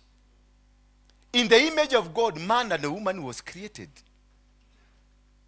And then he gave them dominion. Akampatia samaki, akampatia miti, akampatia ndege za angani, akampatia kila kitu. It was given, it is with you. Bwana Yesu asifiwe sana. At what time did you fail to understand God has given you? Mchina aka understand, Muindia aka understand, wachawi waka understand. Why are you so poor in churches? Hello? Ushaiona msikiti ya mabati? Na huyu mse, let me use you as an example. Msi asivu hayuko, lakini wacha nimtumie simama tu kwa sababu ni rafiki yangu. Kuna mwingine anaweza kutaka kuguza. Huyu jamaa for example, anakaa nyumba yake kule amekomboa Donholm. Analipa 50,000 shillings. Lakini kule anaendaka kanisa. Alingoja mkuru ichomeke. Akaenda akaokota hiyo mabati. Akapiga. Alafu akaenda akapigilia mabati. Na hata mishumari ni hiyo alingoa kwa miti ya mkuru. Lakini anaishi nyumba ya 35,000. Na anapaki kagari hapo nje. Ka milioni 2. Lakini mabati ile yote imejenga nyumba ya Mungu. Ambaye ile mabati imejenga nyumba ya Mungu. Ukiifanyia hesabu ni 15,000 shillings. Pamoja na leba na miti ile alitumia. Then you expect to go to heaven when Mungu yako analala kwa mabati. Wewe unalala kwa nyumba ya mawe. Mungu yako unamuacha akisikia baridi. Na kukinyesha kila mtu anatoa mwavuli na hako ndani ya nyumba. Na wanaabudu. Wanaanza kukemea mvua rama ketera basha. Rieke tunasimamisha mvua. Nani atakusikia? Unasimamishia wapi? Thank you my brother. Urarugamiria kubu leo. Is your God valued? When I was a Muslim, tukijenga msikiti ya TSS Mombasa. TSS mwenyewe alitoa 200 million kujenga msikiti. Msikiti ijengagwa na watu wawili, inajengwa na familia moja ama mtu mmoja. Tajiri mmoja anakuja na mwaga material na simamisha kila kitu inaendelea. That is the culture of a Muslim. Eda kanisani kwetu. Kesho tutagasi kama leo nikisema leo kila mtu atatoa sadaka na madem kuje. Hakuna hata mmoja atafika hapa. Tukisema leo hakuna kakitu, nini kafea, hapa hakuna hata mmoja wenu atakanyaga hapa made. Mwambie mwenzako the kingdom of heaven. You have to build. Your God is a master God. Your God is spirit, is the owner of silver and gold. You are not a poor man. You must showcase your God. Sasa tukiangalia hii talanta tunabia kwa mtu mmoja alikuwa na talanta 5, ingine 3, ingine 1. Kweli tutaenda bikuni? Hatuwezi. If you can only understand the principle of the kingdom of heaven, you will be able to understand how to do things on earth. In any case, God gave you hapa na alikupatia utawala. Biguni unaenda kufanya nini na hujatawala hapa? He gave you dominion to subdue the earth and have dominion of the earth. Then akakwambia multiply and do what? Replenish. Bwana Yesu asifiwe sana. That is kingdom principle number 3. Multiply and replenish the earth. Sasa sisi badala tu replenish ni vita tu. Mkristo mmoja mimi nikikuja nifugue kanisa hapa kwa sababu wakati nilifungua kanisa nilikuta Manyuru hapa. Manyuru alimwaga mafuta karibu debe 20. Hapa akizunguka anaenda pale anakuja hapa kwa parking anamwaga mafuta baka hapa. Manyuru mwenyewe. Kwa sababu kumekuja adui ya kanisa yake. Nisiibe washirika wake. Alimwaga mafuta debe. Alikuwa anatembea mguu hapa akiwa hana kiatu akizunguka. Na amevaa kofia amefunika hapa sijulikana ni yeye. Sasa ilibidi tumunyemelea, najua mimi niko na Mogeke style. Tulimunyemelea tukamnyemelea baka akienda kwa hii kona nikamtokelezea nikamwambia mchungaji. Mimi ndio Dora. Oh Dora, habari yako? Dora. Bwana sifiwe sana. Na nilimfuata huko akisema hii kanisa tunaifuga, tunasimamisha, hapa hakutakuja moto. Bwana yeye alipoona Dora kutoka siku hiyo mafuta ikakatika. Ataranja wakabadilisha kapeleka huko Kayole. Na hiyo Kayole hiyo shamba ilikuwa yangu, nilikuwa ya Mogeke. Nikatuma vijana wa Mogeke huko nikawaambia nendeni mumustue kidogo mumwambie shamba ni yetu.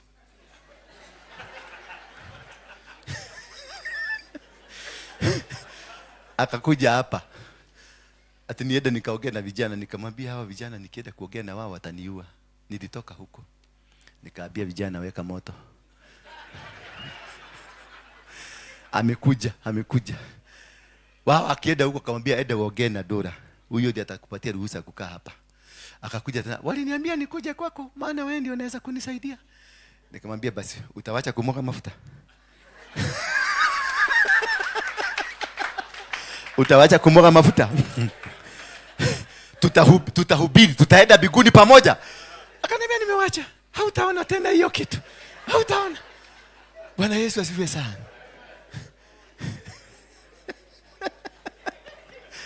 Bwana Yesu asifiwe sana. Because of failure to understand, when we are more, we are capable of winning this battle than when you are alone. And if we can embrace that, kuchukua Kenya hii ni dakika moja. Nilikuwa na Mogeke, watu wachache sana. Lakini tuliwababaisha na mlikaa vizuri. Mlituopea, nothing was happening. Mama mwingine hapa alikuja kutuopea hapa City Hall. Na akaomba akaweka maombi yake anatatuombea. Nikaenda mpaka huko nikasema badala muombe Mungu awasaidie. Nimekuja. I'm the problem. Talk to me now. Maombi katika. Meaning even what you are standing for is not valuable. Hakuna. Maana maombi katika. Si tulikuwa na wewe.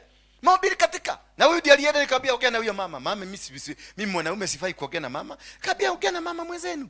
Walipomwambia akamwambia tunaenda na wewe akasema hapana. Tumemaliza maombi. Tumemaliza maombi, wachana na sisi. Sisi hatuna ubaya. We have no problem. Ni mtu mwingine alitumisguide. Sasa sisi tukamwambia basi leteni hiyo sadaka mmechukua. Walikuwa wamechukua kitu 1400. Leteni hiyo sadaka. Kwa sababu iliombwa kwa jina yangu. Kwa sababu ilikuwa inainuliwa dhabihu ya kupigana na mimi. Kwa hivyo hiyo pesa imekuja kwa jina ya nani? Si basi niende nayo. Because we lack the foundation, we lack the understanding, we are principleless. Because you cannot stand for your faith.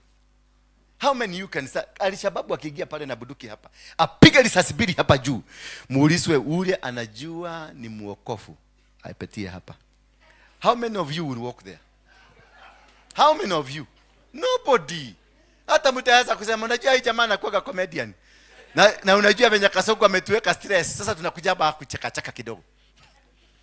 Because that is lack. And that's lack of a principle.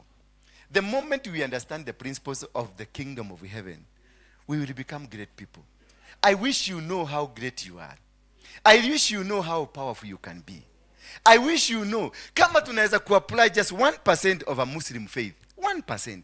1% peke yake of a Muslim faith. Ama tuweke 1% of a Chinese faith.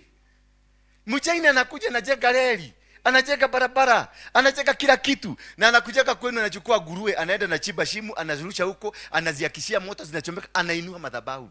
Na hapo hiyo barabara yote inakabilika. Bwana Yesu asifiwe sana.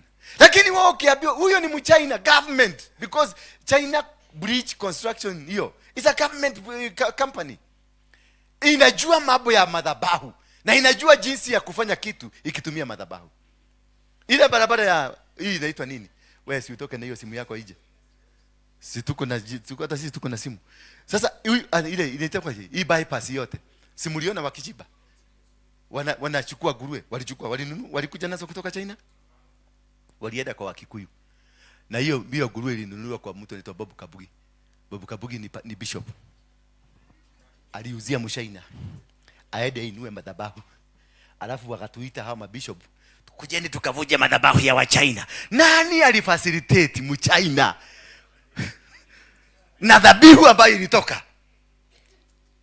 Are you seeing now? Because we never understood the Bible. We never understood Christianity. We are Christians, yes, but we are fake. Not because we are supposed to be fake, but because we never hatukuiweka tukaelewa Ukristo ni nini. Maana kama tungekuwa na Ukristo 1%, Kenya hii haingekuwa na shida. Hatungekuwa na shida ambayo tuko nao. Angalia juzi barabara ilifungwa na magoons. Mliona? Thika Road ilifungwa na magoon. Angalia Sifuna kule Kisii wenye alipelekwa na magoons. Angalia hapa Ebu, Ruto alikuwa Ebu juzi, ni jana. Siku na mtu aliuliwa.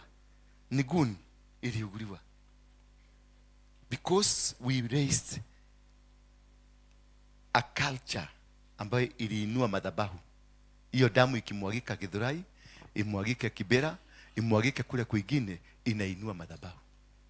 Na ikiinua madhabahu idhibitike katika ulimwengu wa kiroho, itakuwa ikifika mwezi wa 7 inaitisha. Kama sasa tunaelekea 7 siku na watu walikufa. Ni kesho. Hii ni kesho. Sasa lazima usikie gunzi wa merais, because kuna damu inatakikana. Kwa sababu ile damu ilimwagika huko chini, inalia ikiitisha ingine. Imefika 7 inasema 7 tunakulaga.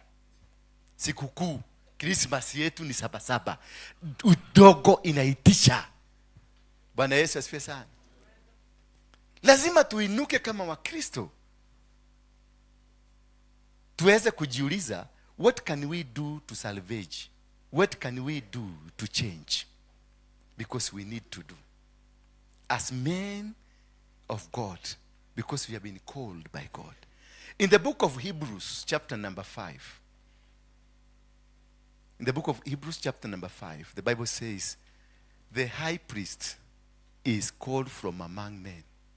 Is the one that is called from among men, to come and do things pertaining to God towards man. Tuisome. For every high priest chosen from among men is appointed to act on behalf of men in things relating to God. On behalf of men in the things pertaining what? Relating to God.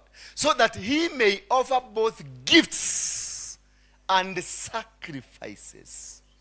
You, wewe pastor. Si utoke hapo wende waambie washirika, unajua Mungu ameniambia maono, tutavuja madhabahu na kila mtu aleta shilingi 10,000. Hapana, wewe urudi kwa mfuko. Hiyo kidogo umewapora pora, uende uitoe hiyo yote kama sacrifice.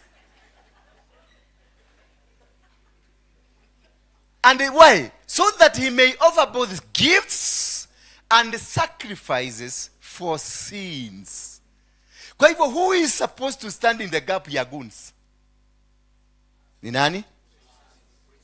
Priests. Who is to stand on the gap ya Kasongo? Who is to suppose asimame in the gap ya Mogeke na Matalibani na majagiri yote Kenya hii? Have you done so? You are still condemning Kasongo. You are still condemning serikali yetu ni baya. You are still condemning everything. All of us here, we are priests. That is why you are here today. All of us, we are priests hapa. Sisi ni adejeli. Atugateli. Bwana Yesu asifiwe sana. So you are not, when people are complaining, we are not supposed to stand here to complain. Because it is our failure. If you are a man of God, why haven't you spoken to God who has called you as a high priest to stand in the gap? Hello? Are we making some sense? So if a country fails, it is the man of God. If a country succeeds, is the man of God. If a country goes north, is the man of God. Because you have failed, and because you can't give, you don't give. Na nimeambia huyu ende tutesti tuone kama watatoa. Kwa sababu you believe in being given. Tuendelee na hiyo. You believe in being given, but not giving. But read here. Line ya mwisho. So that tusome pamoja. So he may offer him, the high priest, he may offer both gifts and sacrifices for sins. For the goons, for the mogekes, for jagiris. Bwana Yesu asifiwe sana. Tuendelee, verse 2. He is able to deal gently with the spiritually ignorant, misguided, since he is also subject to human weaknesses. You also, najua mapasta ndio wakora wakubwa sana. Mabishopu, wakristo, ndio wakora, ndio majagiri. Because we are also subject to weaknesses. We are also human being. We are also nini? Human being. Hakuna mtu akosagi, kila mtu. That's why Jesus told to continue repenting every time and time.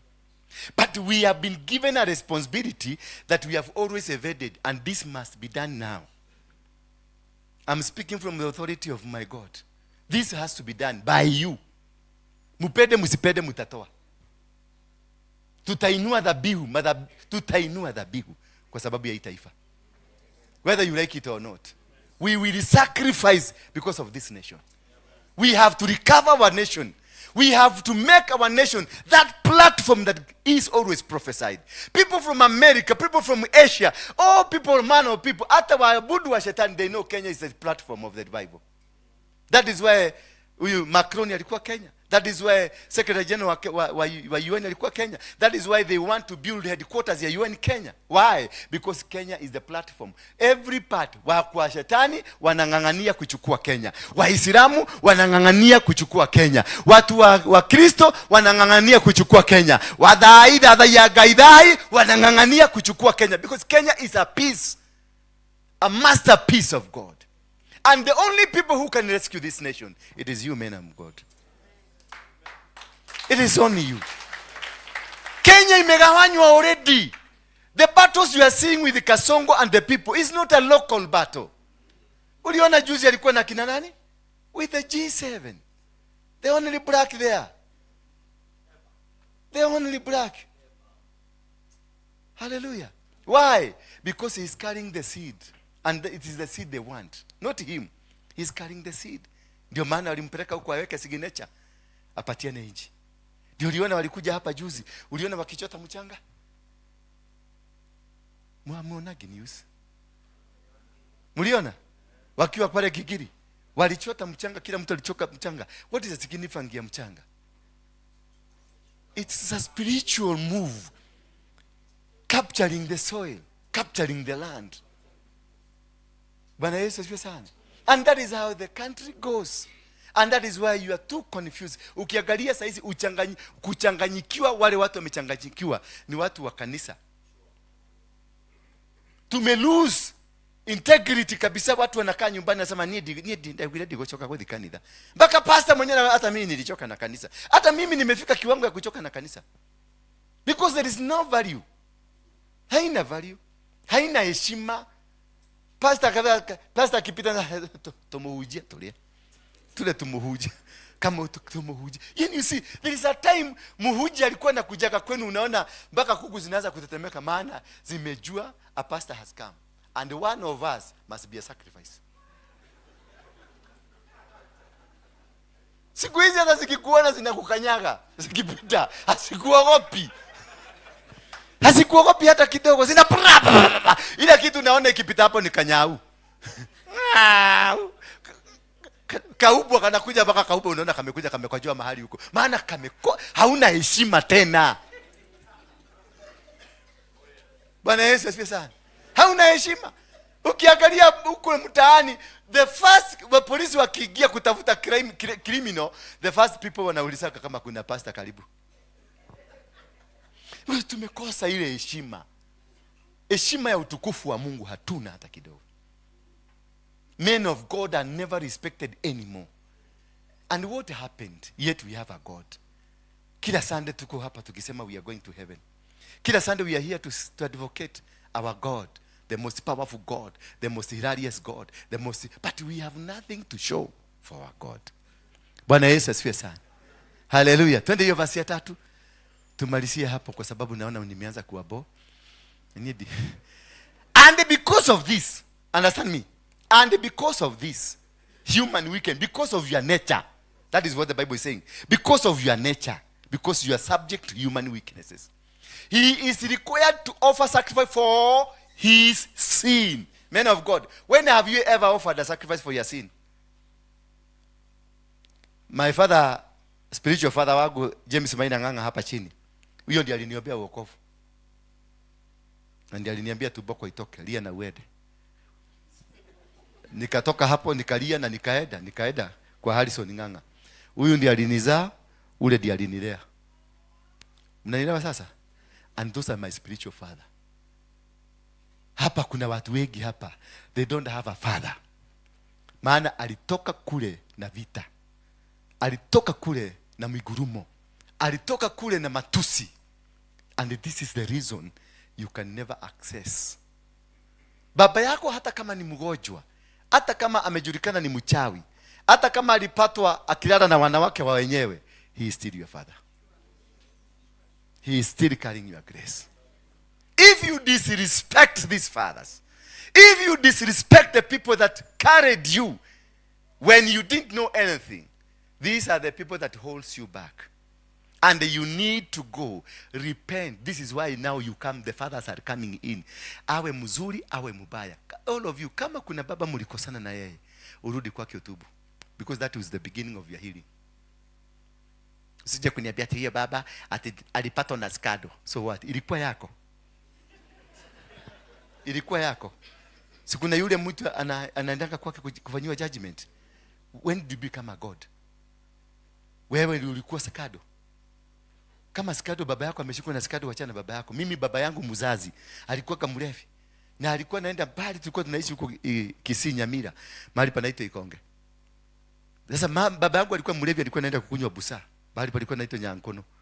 Sasa akikunywa busaa, akikuja ni mlevi, ananunua nyama kilo moja, lakini by the time nyama kilo moja ifike nyumbani, itakuja ikiwa na matope. Maana ilianguka, kaichukua, kairudisha kwa mfuko, ingine akaiweka hapa, ingine akaiweka, lakini lazima itafika nyumbani.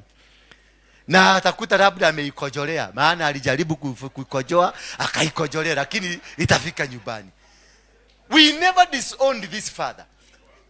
Tulikuwa tunasikia amekwama huko, amelala huko, tunakuja tunaitiwa, baba yenu amekuwa huko. Tunakimbia mimi na mama yangu, sisi wote tunaenda tunachukua baba yetu na makojo yake na mafi yake, tunapeleka kwa nyumba. He still remained our father. He still remained our father. He is going still, because kuna kitu imewekwa ndani ya mapasta na sisi washirika wengi, tumepakwa matope, tumewekewa ukuta kati ya mabaraka zetu na sisi. We've been separated from our fathers. That is why we cannot attain the full grace of God, because kuna wall iliwekwa katikati yetu na mababa zetu.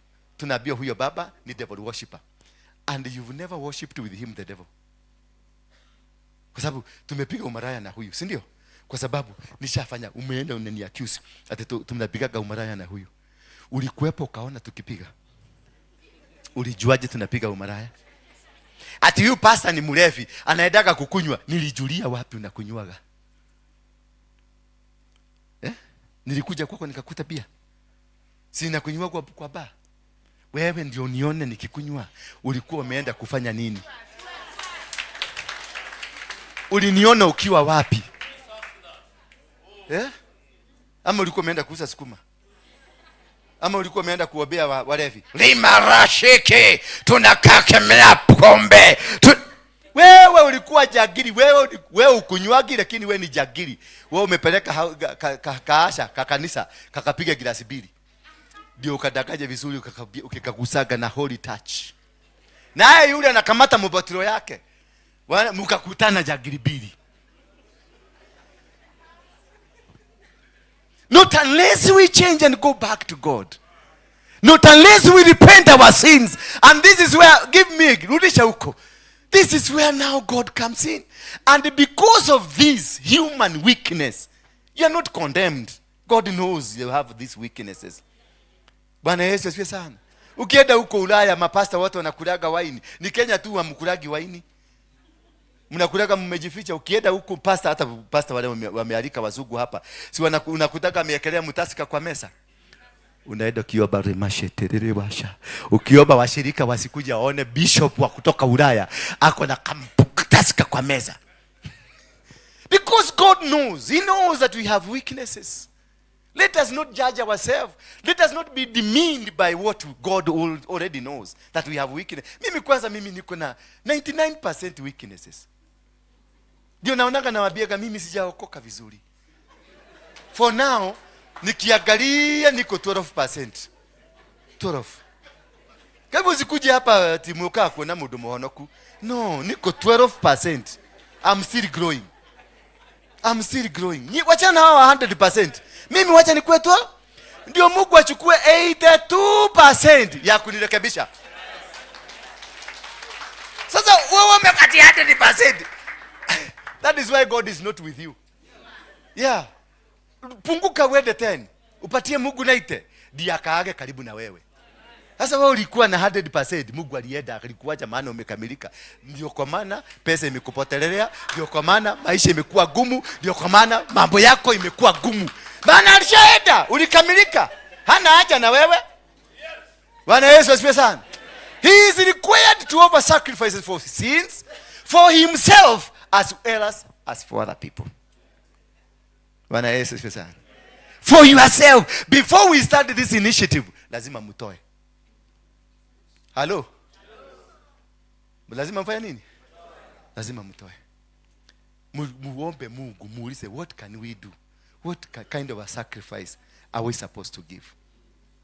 Tulilie inchi. Kwanza kabisa wabi ohereme hiya makumatu twedi. Si unajua ulikuwa criminal shule. Si unajua ulikuwa criminal kivyako. Kabla uokoke, si uliokoka kutoka kwa shetani. Yeye ukaambia Bwana Yesu, nimeokoka. Na ukaambia shetani, mimi si wako tena. Kwa hivyo kuna wakati ulikuwa shetani. Si ndio? Who has never been a devil worshiper here? Inua mkono wako kama hujai worship shetani. Si unaona? None of you. You are devil worshippers at some point. Ukaokoka, ukatoka kwa shetani, ukakuja kwa nani? Why are you condemning that goon? Why are you condemning that prostitute? What are you condemning? Huyo mtu unaona anatenda dhambi, yet you belonged there. And even you are much stronger there. Na hata hujaondoka maana unasegenyaga watu. Kwa sababu mpasa ndio anasemanga huyu hajaokoka. Nani alikwambia? Mlipima na nini? Ati huyu hajaokoka. Ati Dora Waruige hana sound doctrine. Sound doctrine. Na yeye ni mchungaji mwenye amesoma Biblia. Do not judge because the judge is there. Ametoka kuhubiria watu, lakini akitoka huko anasema Dora hajaokoka vizuri. Anahitaji kuobewa, kukogolewa, akobolewe.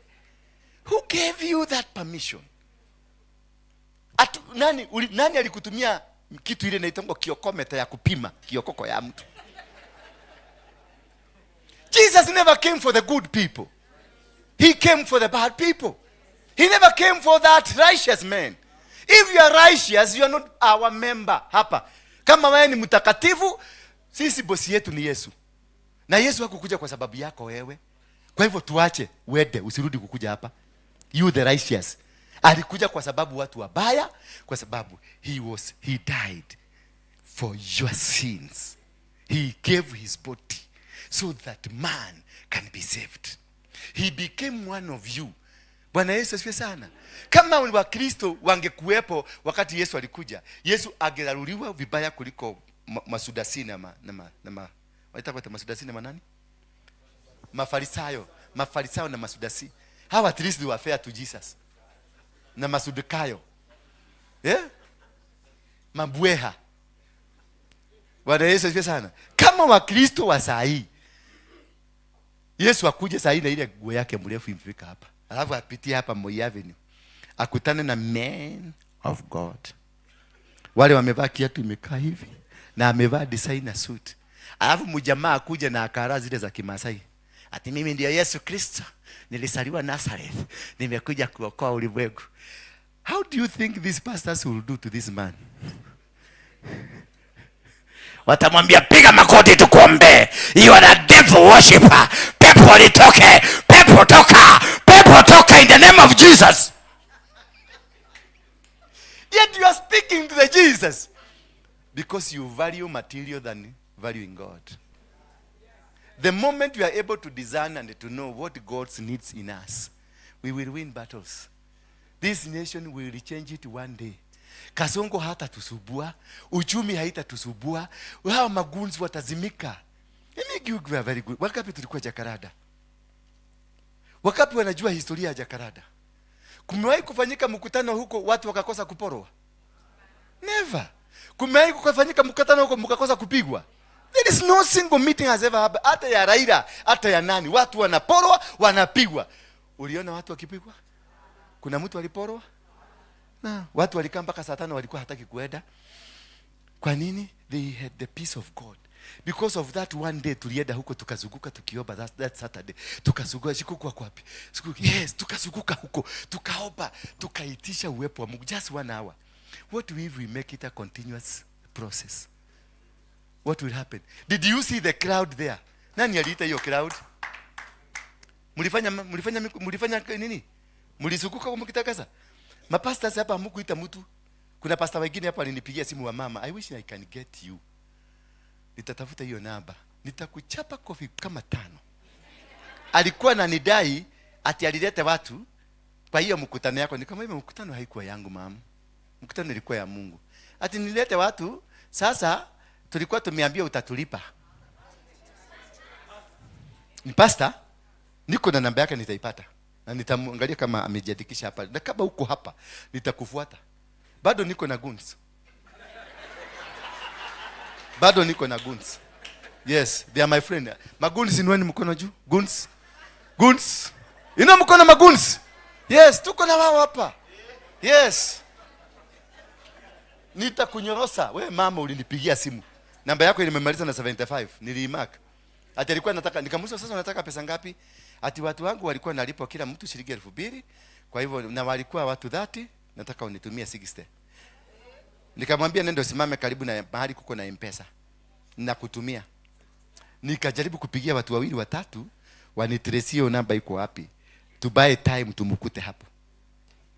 Ungekula mkate na soda ya Torino. Hiyo ujiga msilete hapa. We are seeking God. Wacha upuzi ya kutaka tamaa ya pesa. Ati umeleta watu kwa mkutano. Hiyo mkutano ilikuwa ya dola. Ni dola risifiwa huko. No, I was used as a vessel. Ni facilitate. Mimi ndio nilifacilitate kila kitu. Bwana Yesu asifiwe sana. Na hiyo ni 10% yangu. Tulitumia 2 million. 2.5 million. And that is my 10%. Yes, fanya hesabu. Mimi nafanyanga kazi. Mimi ni mwanabiashara. Na saizi nataka kumaliza niingie ndege ninaenda South Africa in my mining. Hello. Because I believe in the principle of the kingdom of heaven. That whatever God gives me, I have to give. Mungu nilimwambia ukinibariki nitafanya kazi yako na itafanya hivi. So I make sure I do it. I make sure I do it. What I give you is part of my 10%. Why? Because you are men of God and I am supposed to bless men of God who came to me. How many times do you bless people? Ama mtu akigia kwako na mtasamaga na jicho ingine hivi, ukigojea kama kabahasha kanatoka, ukiona akigisa huku akitoa hadi kachivu na shida ino huyu na yeye. Maana ulikuwa nafikiria ni kanini? Nika kitu kanachomeka. And this is where we have failed. To command blessings, it's not prayer. Wacha kuenda Katoroni ama kuenda Heaven's Gate kuomba, Baba ninakuomba unifungulie milango ya pesa. Milango ya pesa iko na principle yake ya kujifungua nayo. Si maombi, wachana maombi. Maombi, you create a platform, a relationship with your God. Then the rest you do the principles. Pesa inamulikagwa na ingine. You want to be given but you don't want to give. How will God bless you?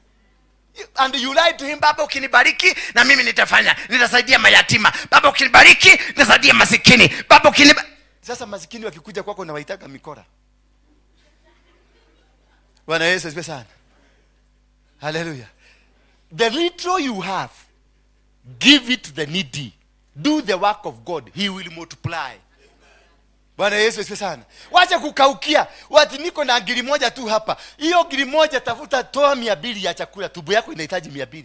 Nenda ununue jugu karanga pale chini na kagumu. Ukunywe na soda uendelee na maisha. Tafuta watu ambao hawana. Wasaidie na wao. Bwana Yesu asifiwe sana. Hapa ninakuaga na wazee 1000 wa 70 years and above. The oldest is 150. Na hao wengine ni 70 kupanda hivyo 1000. They come every Sunday. I feed them every Sunday. Every Sunday from my pocket. Ndio wameshona, wamama wameshona. Hebu nitolee hizo kiodo moja hapa. Nani yako pale? Nitoleeni kiodo moja hapa. Wamekuja nikawaambia shosho. Mutikadelee upusi huko. Simuko na mikono ni moko rutawira. Sigo yate mwana wakwa. Medoka niere. Uretwa bara nego mai. nilionake. Sasa namuuliza, Goma alikupiga wapi? Hai, Apostle, ikotoranyita maundu maya. Nikamwambia wacha ujiga shosho. Ulimuni ugotiga. Niki uliweka. Niye ndatumaga ciondo bas. Rugamira hau. Kuma mothe ni ugotuma ciondo. Ndikuheaga wira waku. Hii ni kikop hizi zimeshonewa hapa. Ni hao washosho ambao hawawezi. Hawa washosho ambao wanafanya nini? Hawa washosho ambao walikuwa wanapatiwa pesa na serikali sijui 2,500. Hii kiodo ni shilingi 3,500. Bwana Yesu asifiwe. Na ziko pale viodo. Wewe fungua hiyo mlango waone. Kwani unafuga hapa hakuna waizi? Toa mbigi. This is how we do. Hiyo ni project ya shosho. Ako na 70 years and above. The oldest mwenye alishona hii ako na 150. Na wewe umekaa tu hapa unagojea msaada, unagojea tu usaidiwe. No. We need to showcase how our God is powerful. How our God, mumulika tu na kamera. How our God. Leta hiyo Amerika. Kuna order inaenda Amerika. Leta hizo za Amerika. Kuna order, nimeitishwa order ya viodo 5,000 kupeleka Amerika. One at moja Amerika tunauza 10,000. Na ni shosho. Anakuchoka kwa kimwanaume kimetosha kibarubaru, kifua imefika huko, amefanya ma practice ya kwenda kudanganya watu. Sasa kifua kimefika kwa anakuja kuomba kitu. Hapana. No. That is not our God. Huyo sio Mungu wetu. Wacheni tuache. Mwambie mwenzako tuache kuaibisha Mungu. Nitomoshonoliretie muno. Mpaka Mungu wetu amedhalalishwa. Lete hapa hiyo ya Amerika, hiyo ya Amerika. Moja tu imetosha. Lete hiyo. Hiyo inapelekewa, hii itaenda mpaka kwa ofisi ya Trump. Because one of the lady alikuja hapa anafanya kwa ofisi ya Trump na alisema I will take it to the Trump mwenyewe. This. Hizi wasichana wameshona ni washosho. Yule kumalizia tu ndio young man. Lakini zingine ni nani? Ni shosho. Hapa wanakuja na tumetirima unaona kashosho kanaenda hivi. Kanasema gaini munene mpaka pressure iliisha. Sukari iliisha, wakanyoroka. Alafu nikaambia washirika wangu, kila mtu adapt a shosho. Adapt what? Wanaume wote, mshirika wangu wote ako na shosho wake. Anamununulia gaguo, anamununulia kile kitu anataka. Akigojeka dawa unamununulia. Adapt a shosho. We na shosho wake notaithagia. Kwa kukanisa ni kulia dua koro. Hakuna? Kwenu kwa makanisa yenu hakuna watu wazee, maana hawana faida kwenu. Mimi wako na faida. Are you getting me now? Mimi wako na faida. Maana hizi zinakuwa exported to America. And we are going to make 1.9 madhare. Sasa tumefundraise, tumepata shamba na huko Ukabani. 50,000 acres. Nitawajengea tu nyumba. Hata kama ni 10 by 10. At least akitoka dunia ajue I owned a piece of land. Nazirudi kwa mfuko kiodo. Tumepata donors ambao wanataka kufadhili mradi huu. Lakini wewe umekwamilia kwa maombi mpaka umeanza kuombea watu. Unajua familia ni ya watu 5, nasema rakieke baba. Baba. Saduku hizi ni sanani. Jenesa ninaona Jenesa. Jenesa 5. Kwa sababu unajua huyu ni baba, mama na watoto wake 3. Baba akisikia ni majeneza 5, si familia imeisha. Na ako na 2,000 kwa account. Wewe jeneza na 2,000 ni nini muhimu kwako? Unatoa 2,000 uondokee kifo. And this is what we have been reduced to. Na hii ndio Mungu anatuangalia. Hivi ndivyo wanatuona. And this is why our country is imeingia najisi. That is why we have the problem. That is why we have a generation ambao watoto wako wameuliwa. Enda pale Thika Road, ile hospitali ile ya Thika. Uende Montezuma. Utaona uko Murang'a, tu magari tu road box, unakutaka mkutano ya magari karibu 3,000 wakipeleka maiti za watoto. And nobody has raised a finger. Why are we burying our children? Wababa ndio wanashika watoto. 20 years, 30 years, 5, 15 years, 18 years. Na wote risasi, wote risasi. Alidugwa, alifanya risasi, wote. Why do you look at this? Instead of changing, my brothers and sisters, we need to change. Tubadilike tu fadhali. tubadilike. Okokeni tena. I may not be able. Mimi si yuko qualified kuwaombea. Lakini please change. Change your ways. Change your ways. Come back to God. Let us change this country. Bwana Yesu asifiwe sana. Tuendelee basi nyingine tumalishe sasa kabisa. Nimekuwa kama wahubiri sasa. Basi 4.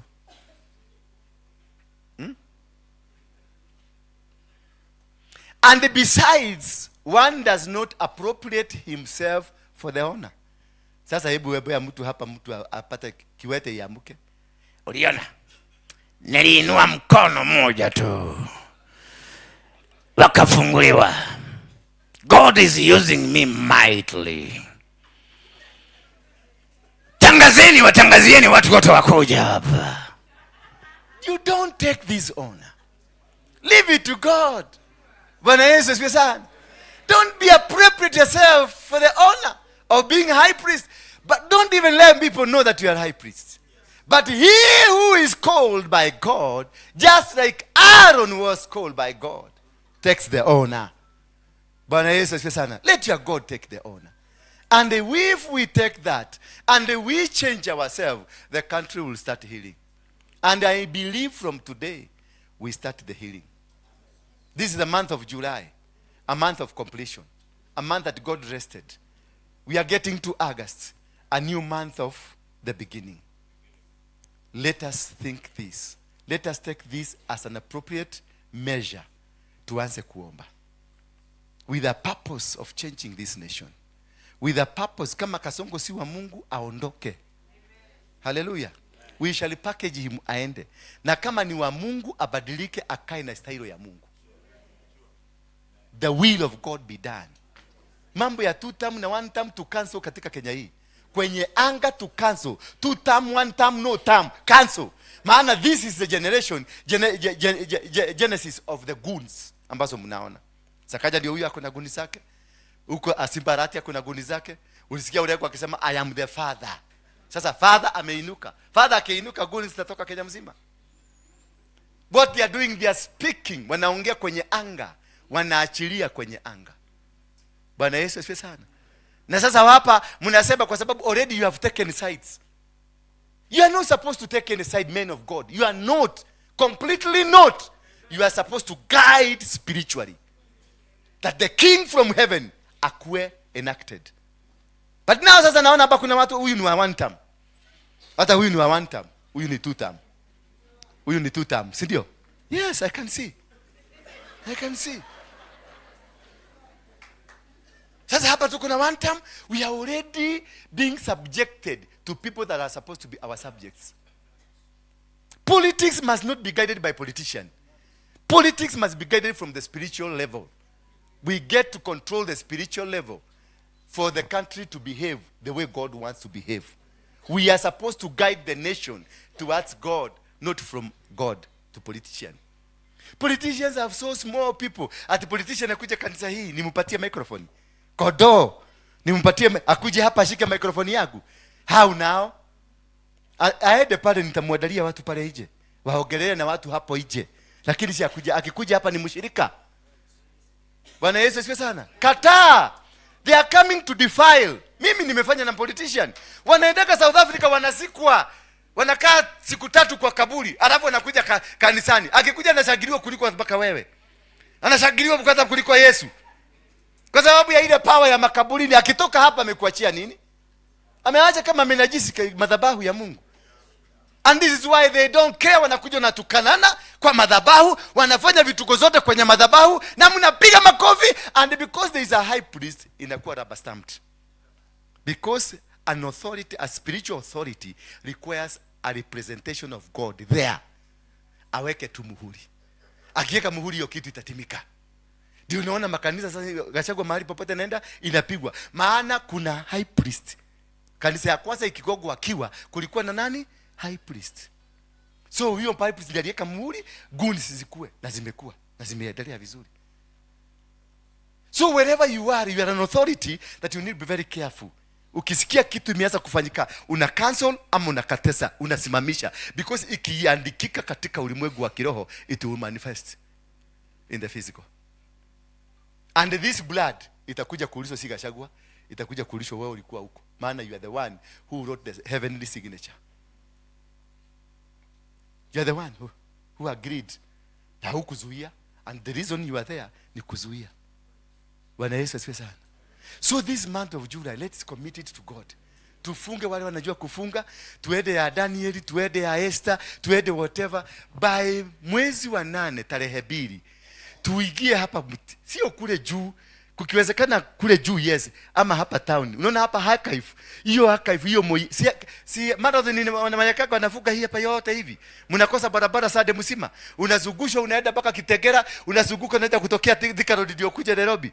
Hata sisi tufuge. Bwana Yesu asifiwe sana.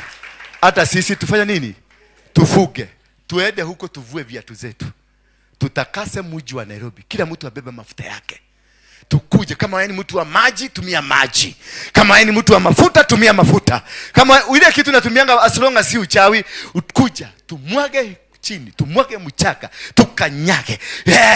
Mahali miguu yako itakanyaga, you shall possess. We possess the city back to God. Recapturing the city. It is not recaptured by prayers. Ati kama baba ninakuomba riamo shakandana hapana. Pia miguu inahusika.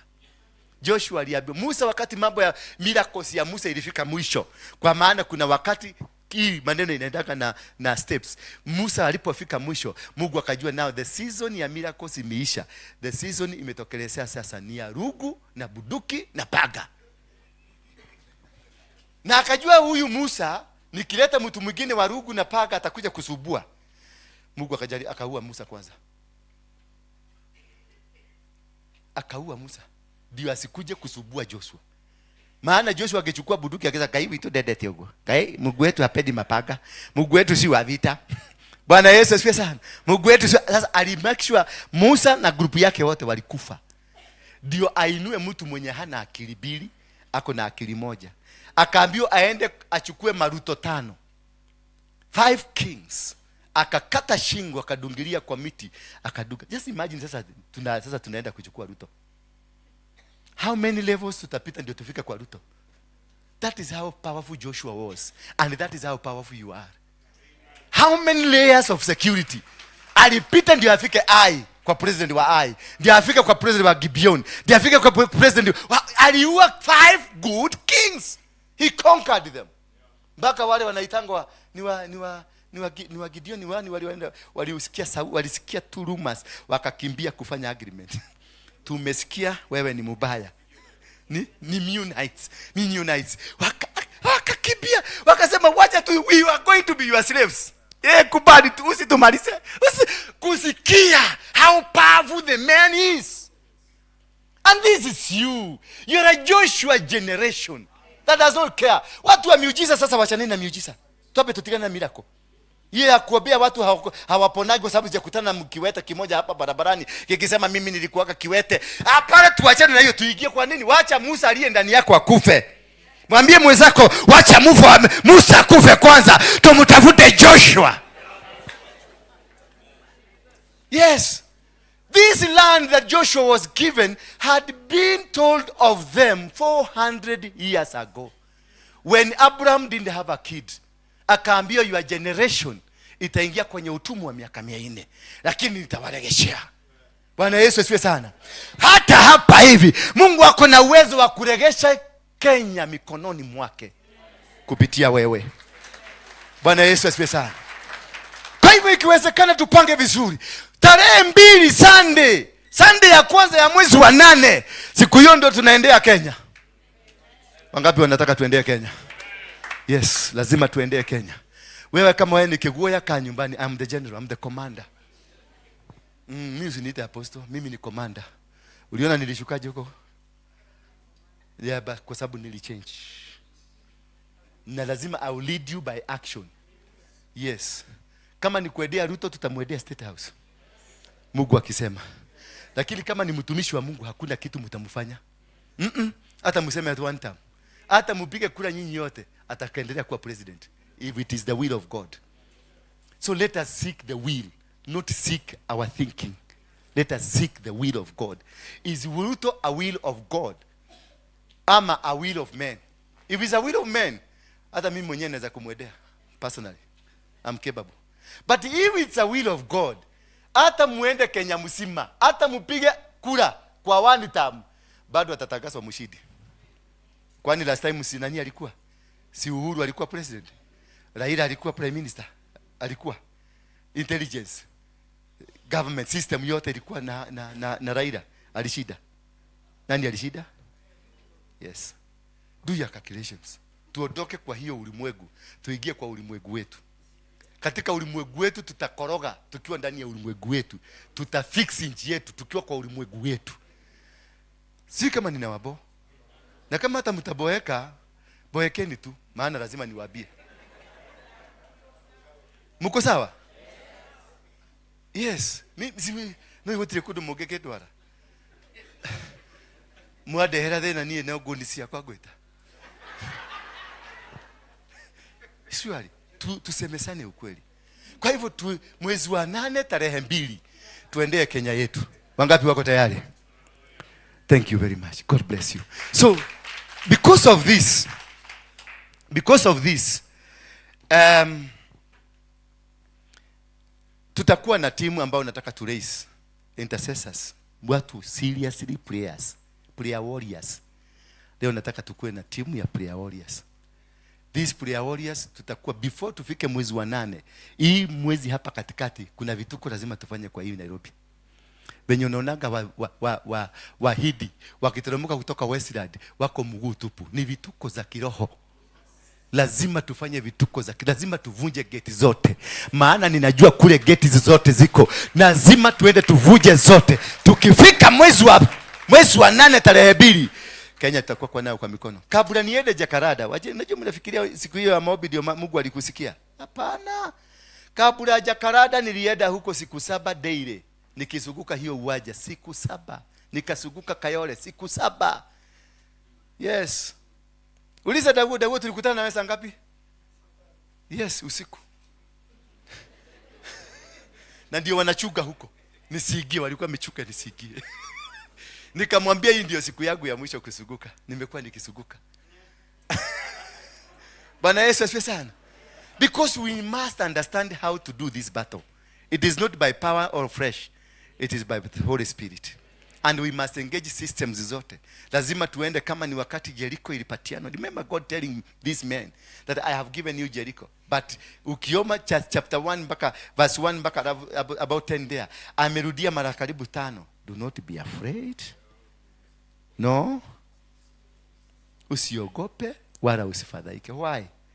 Mungu alikuwa anamwambia hivyo kwa nini? Na amekwambia nimekupatia Jericho. Nimekupatia hii microphone lakini anakuambia usiogope wala usifadhaike. Why? Because God will never give you something that is not occupied. Hallelujah.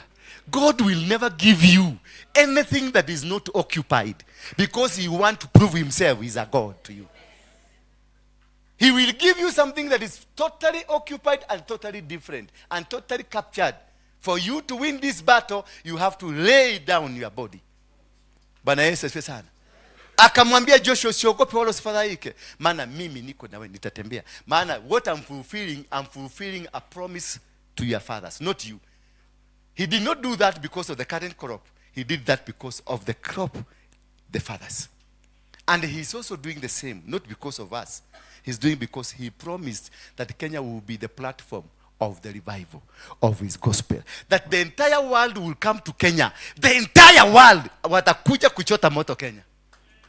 And God has chosen you for this moment to make sure that fire comes up. Sisi kwa nini sisikia ameni hapo? Ama hapo hakuna kupokea? Bwana Yesu asifiwe sana. Hallelujah. So we are going to have that team ya wanaitwa nini? Intercessors. Number 2 we shall have we need our praise team.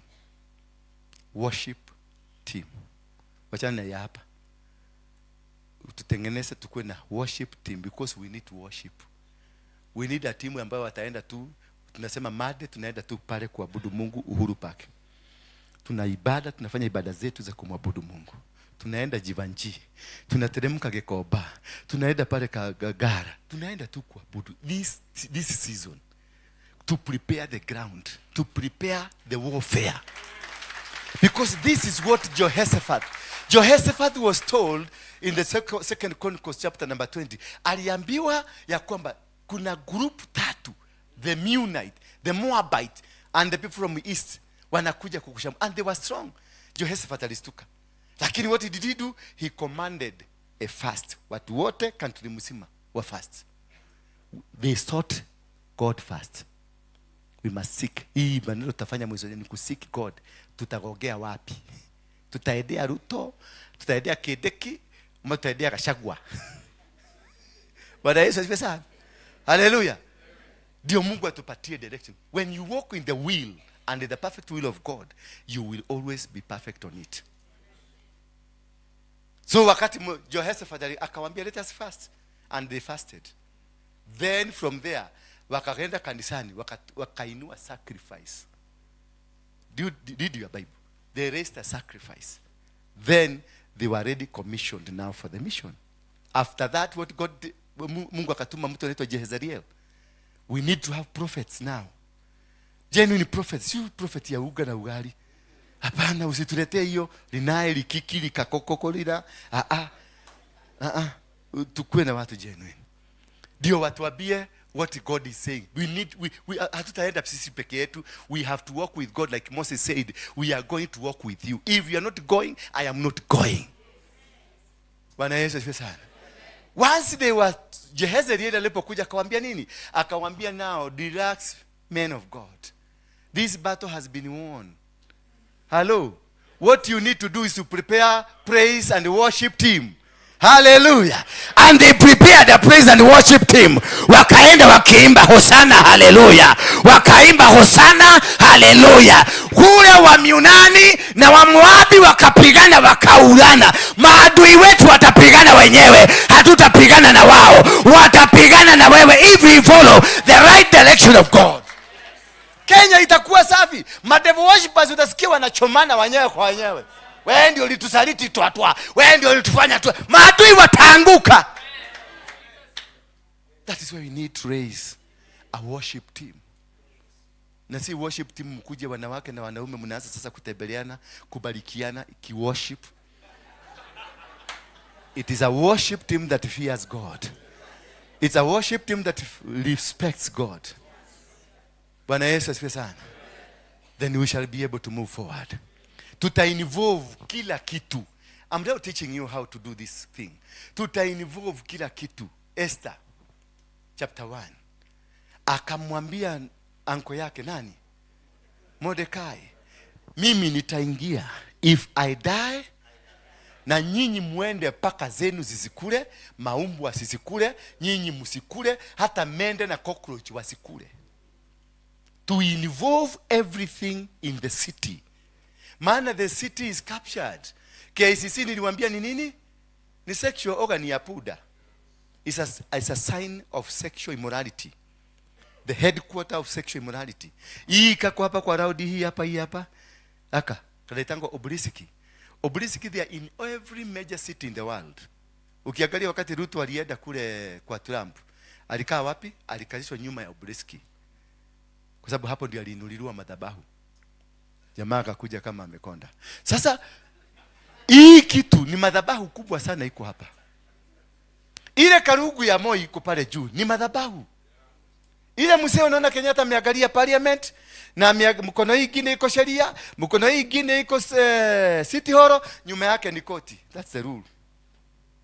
Hiyo ndio kushika mamlaka. Kule chini ni kaburi yake. Amewekwa hapo katikati. Ameangalia parliament, jaribuni mfanye kinyume na mimi.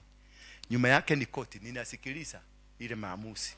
Upande huu ni city hall. City ndio kila kitu.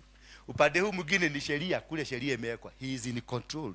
That is why unaona Uhuru akishika microphone moja tu, 1 minute, nasikia kila mtu anaongea. Maana ndio wenye power. Hebu toa noti yako, mwenye yako na noti. Toeni si baby noti yako. Yeye mnaogopa ati haitarudi. Wewe venye mnasemaga kiendacho kwa muganga hakirudi. Ati ametoa noti. I'm teaching you something. Hii mnaona hapa. Hii ndio nini? Ni KICC. Are you seeing this? Iko hapa ni KICC. Kama mko nayo kwa media ni yake. Hii ni KICC. KICC kando yake kuna mzee Jomo Kenyatta. Are you getting me? Hapa kando kuna crown ya nchi. Imeandikwa nini hapo chini? Harambee. Harambee ni God of Indian. Called Harambe. Harambe. So here, hii ni madhabahu yote ya kishetani iko hapa. In your currency. And this is what you carry every day. That is why you remain. Alafu the puda hii organ ya puda ni sexual immorality. An altar of sexual immorality. That is why you see money and immorality in Kenya is one and the same. Hata pastor kama huyu akishika shilingi milioni 1 leo, kitu ya kwanza atafikiria ni msichana. Mwenye atamsaidia kupugusa. Mwenye atamsaidia kufanya nini? Ni ya nani? Asante baba. So if you look at your currency, is already an altar that you are carrying. And we must be able to raise an altar that will defeat these altars. And you cannot be able to do just by walking in the park. You have to do a battle. It is a battle. To win this is a battle. And you must be prepared. Ndio nataka kuambia kutoka leo. Watu wakukujia tu pesa hapa, mpuguke. Tumeingia phase nyingine. A spiritual phase. Sasa hapa ndio tunafanya kigideon. Tunafanya kama nani? Watu wapelekwa kwa mto. Ndio wakora watu ondokee. Tutembee na watu wanajua tunaenda kwenye vita za kiroho. Bwana Yesu asifiwe sana. Ndio tuache kujidhalalisha. Maana tumejidhalalisha, tumejitia najisi, tumeonekana sisi hatuwezi kusimama na Mungu ila kusimama na kitu kidogo. Halo. Sijui kama nimewakosea mpaka wapi. Lakini mimi sijali. So when we involve everything, we involve our businesses, we shall involve our children, our parents, our churches, everything iko hapa yote. Soko hizi zote tutaingia huko soko. Si msiende ile ya Kikristo ya kawaida. Baba tumekoja katika hii soko kuna kuaga na mashetani. Ndio hapana. Tembea na miguu yako. Tembea tu pole pole. Mahali utakanyagisha. Joshua hakuambiwa aende akipiga makelele. Mahali utakanyagisha miguu utamiliki. Are you together? Usiende kupiga makelele, watakuona vibaya. Kanyagisha tu miguu. Maana kuna watu ambao wamewekwa nguvu za Mungu zimewekwa kwenye miguu. Na kuna watu nguvu za Mungu zimewekwa kwenye mikono. Musa nguvu zake ni nini umeshika kwa mkono? Angusha chini. Ni nini umeshika kwa mkono? Goga mawe. Nguvu za Musa zilikuwa kwenye mikono. Nguvu za Samson zilikuwa kwenye nini? Kwenye nywele. And the moment you can be able to understand that, wewe ujue nguvu zako hazina kwa miguu, wacha kuandamana na watu wa miguu. Maana utaenda kuwasubua. Utaenda kutubia. Nguvu za Yeremia ziliwekwa wapi? Kwa mdomo. Alimuguza mdomo, akatoa matamshi ya kushindwa, akamweka matamshi ya kushinda.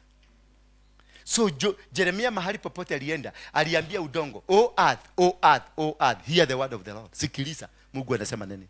Huyu mtu andika chini hata faulu. Mdomo.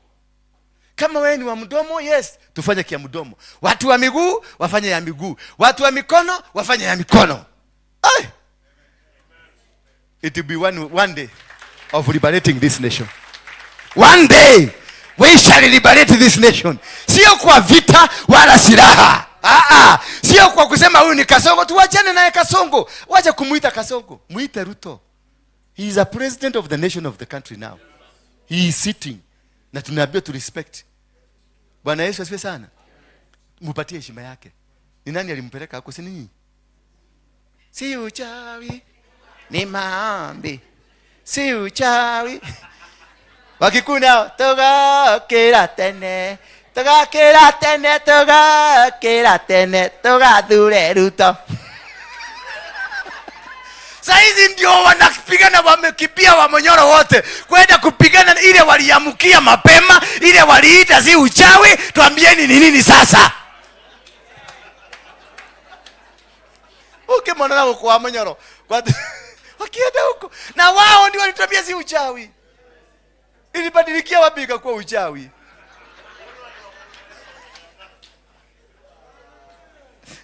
Na uliamuka mapema. Hello. We must renounce those words. Mukakuja mukaitwa hustler nation. A hustler nation, who is a hustler? Who is a hustler? Huh? Who is a hustler? Anga. Yeah? What? A confused struggler. Is a goon not a product of a hustler? Is a goon your product ama ni product ya shetani? Tujulize hapa. The goons ambao mnaona hapa ni product yenu ama ni product ya shetani? Ni ya shetani. Nani aliconfess? Wewe ulikuwa unaenda huko Karen, wewe. Na hata Ruto alikuja kwenu na akawaachia kitu. Na mkasema sisi ni hustler nation kwa madhabahu. Si ndio? So who is the problem? It is you. So you have to denounce that. Maana mliifanyia hiyo kwa madhabahu. Lazima tuicancel kwa madhabahu. Tucancel sisi si hustler, utaona goons zimeisha. Goons zote zitaisha because goons si product ya Ruto. Naona sasa wakisema ati serikali is sponsoring. No, they were sponsored from the church. He paid. Si aliwapatia pesa? Mudikere. He paid you. Mukadikere because alijua hana authority. Ile yako nayo ni sadaka. Atoe sadaka, akutumie wewe unene. So the problem we are facing is from pastors, men of God. So we have a man of God, we have to kneel down towards repentance. Tutarepent. Na kama usikii utaki kurepent, kwenda kabisa. Yes, sisi sasa ni Joshua generation. It doesn't matter, it doesn't care. Wanabebanga paga. Hawana ulisikia mahali Joshua akiomba? Usoma Biblia yako yote uniambie mahali Joshua ameomba. Hakuna. Hakuna. Ni kurarua, maana alikuwa anajua kuna Mungu. Unaomba nini na uko nayo? Sasa nikisema ni huyu tunashifinya, tutafinyia tu hapa. Na dunia iendelee vizuri. Huyu ujika ya Ukristo mwingi tu. We must bring our country back. Yes. Na hakuna kitu ambacho tutafanya ingine until Kenya is back. So by August, Kenya must be back in the hands of God. How many are for that? August, sema August. August will be a new dawn for this nation. The new beginning for this nation. And I want to end it there by commending you and thanking you for listening to me. I know I am the least qualified. I know I am the least qualified to speak before you. Maana nyinyi wengine mliokoka kabla hata sijazaliwa. Mimi nimeokoka tu juzi. Na hata kiokoko hiyo sina sana. Sina. Nimewaambia tu niko 12%. Yes. Kwa hivyo I am speaking from the weakness of being a vessel used by God, but not the strength I have. I have just spoken the mind of God. So if you want to choose it, choose it. If you want to not to listen to it, it's okay. Mimi niliambia Mungu wakati nilishika microphone, Baba nitumie kama vessel, usinikubalishe niongee kitu changu. Na yeye akasikia. Na in fact amenitumia mimi, nimezungumza venye alikuwa nataka musikie. Na mimi nimewakifanya nini? Nimehakikisha imefika vizuri kwa masikio. Uzuri leo nimeona ni watu wawili tu wamelala, hawa naogojea kafe akakwenda nyumbani kwa sababu hawakukuja hapa kusikiliza neno la Mungu. Na ni vizuri tu wapate fare.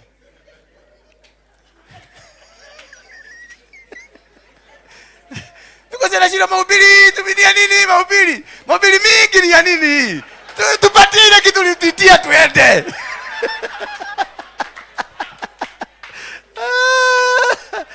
Bwana asifiwe sana. So the next meeting that we are going to organize, we are going to come kila mtu atafute dhabihu. Hello. Adoagai, mutafute dhabihu. Hii mkutano tutaandaa hapa itaandaliwa na nyinyi. Mimi nilifungua. Itaandaliwa na nyinyi. Na usikuje hapa na 200 na 500. Hapana. the minimum utakuja nayo hapa ni 10,000.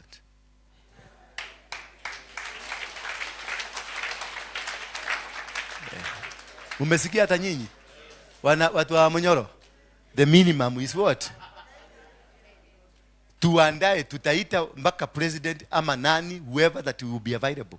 Wao mababa zetu akina Harrison akina nani tutawaita hapo. Tutaita mpaka Waislamu na Waidi wapi? Hapo. Tuite Kenya mzima wapi? Hapo. Kenya mzima ipige magoti wapi? Hapo. Tujipeane kwa Mungu wapi? Muone kama Kenya itabadilika. Umesikia? Wale wapigagi magoti juu ya rami sasa anza kupiga tisi. Kufanya mazoezi. Maana utanili hapo 1 hour mpaka damu imwagike. Ati ai? Aiwe, ameshindwa hiyo ni maombi bado.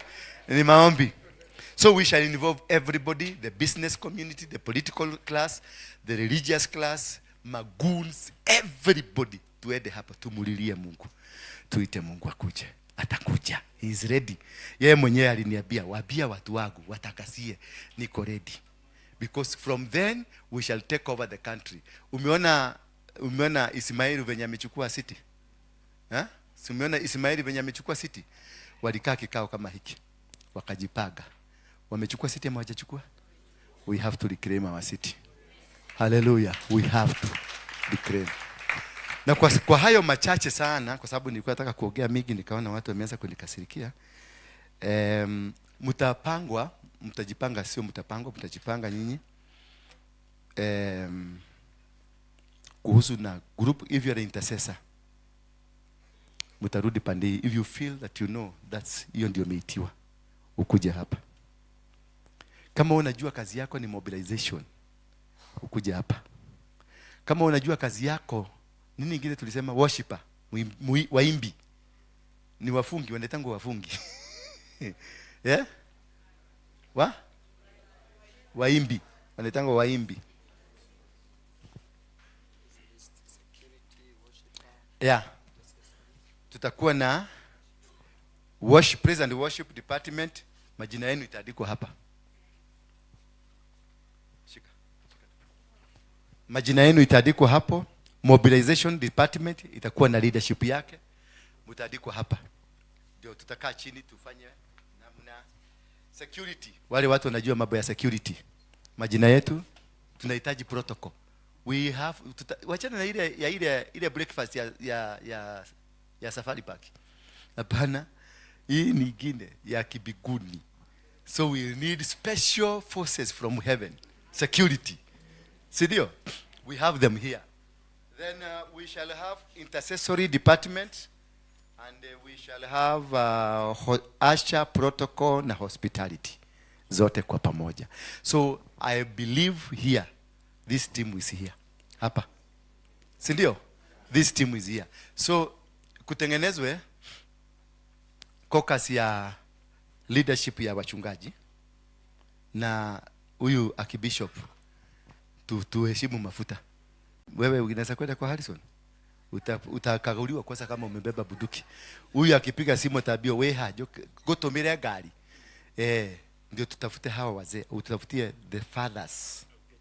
Yes, all the fathers. We need to be a blessing to our fathers. Before we start this battle, tuende tutubu kwa hawa wazee. Maana tumewatukana, tumewanena, tumesema wamefanya. Wao ndio walifanya, wewe ukufanya. Sawa? So mtengeneze that caucus ya wachungaji, ndio kila timu iende mahali inastahili. Ndio ule mchungaji alileta wakora kwa hii forum yetu. Tumudiscipline. Huyo si kufukuza. Kama kuna mchungaji umeleta wakora, umeleta watu wako wakora, si hatutakufukuza. Wewe tutakuchapa tu. Hakuna haja kubebele sana. Magutire. Kuna haja gani? Wewe ni mchungaji, mtu mzima ako na akili, alafu unaleta wakora hapa. Si tukupatie discipline ndio next time ikue lesson kwako na walio na tabia kama zako. We don't need to bebeleza hawa. Yes. Na nyinyi gun. Magun. Mnanisikia? Discipline. Discipline ikue high level. Na muende munene, kesho kutwa tuko na guns hapa wote. Nimeita wa Kibera, wa Kawagware, all this Nairobi tumeita goons 600 wakuje tukae hapa tuulizane maswali. Hii Kenya tutakaa namna gani? Tutaendelea kuhangaisha wamama ama tutakaa na discipline? Tutengeneze jeshi ya kulete discipline. Hakuna kitu ya mtu inafaa kuibiwa. Hakuna mtu anafaa kupigwa. Goons, mmesikia? Ukipigana na wewe hautapata kitu. Hautapata because Mungu amekuangalia kile kitu umefanya leo. Alafu how can he trust you to give you vitu zake? Maana hiyo miharibu ilikuwa imetoka kwake. Na wewe umekuja umeiharibu. Sasa hata tutaweka disciplinary team. Inaitwa kwa military police. Tutaweka military police kwa magoons wherever they are. Simama wewe guni mkubwa. Wewe. Hii ndio guni ile kubwa sana huko. Na unaona hakana nyama lakini kanaweza kukuhangaisha. Tutatengeneza kikosi ya discipline. Na wewe taguni nyingine ndio ile imejifanya mzuri sana. Tutatengeneza kikosi ya kudiscipline. Tukijua ni nani alifanya kitu mahali fulani, usiite polisi, tunamwendea kwake, tunamfinyia hapo kwake, tunamweka ndani ya gunia siku 3 akikula mkate na soda. No, we must discipline the nation at all costs. Hello, pastor, acha kuniangalia vibaya. Bado nimeokoka. Anashinda huyu mjamaa ameokoka kweli? Nimeokoka. Asa nikuuliza mami, Yesu alienda kanisani akakuta watu wamebadilisha kanisa imekuwa nini? Soko. Ukisoma Biblia maana mmesoma vizuri. Uliwahi kusikia mahali Yesu aliambia watumishi wake, nendeni kwa duka mnunue nyahunyu? Zilitolewa wapi? Alikuwa anabeba za nini? Alikuwa anabeba za nini? Yes, alijua the kind of people ana face ni namna hii. Ni namna hii. Ni watu ambao wamejificha. Akaambia watu wewe bebeni, mimi si bebi lakini bebeni. Akaambia Peter weka panga wapi? Did he condemn Peter? Alimwambia rudisha, nitakuonyesha kazi yake. Kazi gani? Kazi gani hii anajua hakutuambia? We must discipline. Hello? Yes, we must be disciplined. Si kukuja hapa tu, kukuja hapa, unakuja hapa, unakula madasibiri, nini alafu unaenda. Hapana. Hapana, ni moigwa. Atati, politician. Hapa msilete hiyo maneno ya politician. Mlikuja hapa alafu mtoke hapa mkiona igi kulingana venye ulikuwa unataka. Sasa walk out, tutakukujia kwa nyumba. Kama uliigia tuliigia, tuende pamoja. Baka tukomboe nini? Lazima tukomboe nchi. Mwambie mwenzako lazima tukomboe nchi. Thank you very much. Wale ambao walikuwa naendelea, tusimameni tu kwa heshima, tuombe, tushukuru Mungu. Na ile kitu ningetaka, najua we are facing challenges in life. Najua we are facing a lot of challenges in life. Kuna watu wamekuja hapa, wachungaji pia wamekuja kuniomba tuombe pamoja. And I know this is happening to us. Wachungaji hawa mnaona hapa, licha ni kuongea hivyo naongea, wanakapitianga. Because shida zote ni mchungaji. Ile shida naleteago hapa ni mingi sana. More especially mtu kama mimi ambaye ni single and lonely. Ninaleteago hapa na wamama, kuna break up nyumbani.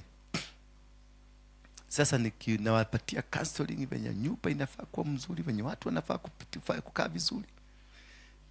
Alafu ninaanza kumwaga machozi.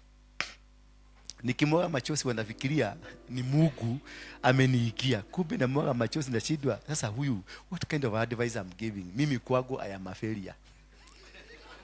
Sina mke. You can see now what happens to you. Tuli na mtumia na mudhuri na kapo mokirio maigwithanie. Unamwaga machozi peke yako. Wao wanafikiria ni Mungu. Hakuna Mungu. Ni ile uchungu iko ndani yako. Venye unaumia. Ile unapitia Mungu ndio anakuambia nyumba imefungwa. Sina hata nini. Unaanza kulia. Anafikiria ni Mungu ameshuka, kumbe na wewe ile matatizo unapitia. Bwana Yesu asifiwe sana wachungaji. I know you are going through this. I know you have these challenges in your life. But God is coming. Nataka tuchukue hii dakika 2.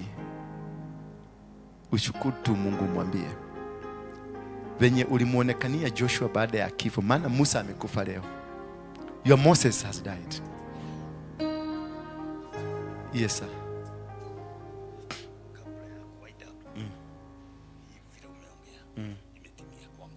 Imetimia kwako? Si kuandika sahi. Angalia tarehe. Angalia tarehe ngapi? Nikaandika namna gani? My request to Kenyan spiritual fathers, Kitonga, Ng'ang'a wa Neno, Ng'ang'a wa CFF, Gatimu wa Apostolic Faith, Pius Moiro, Mike Karioki, Bishop Mohera, Bishop Margaret Wanjiro, etc., etc., etc. You are also included.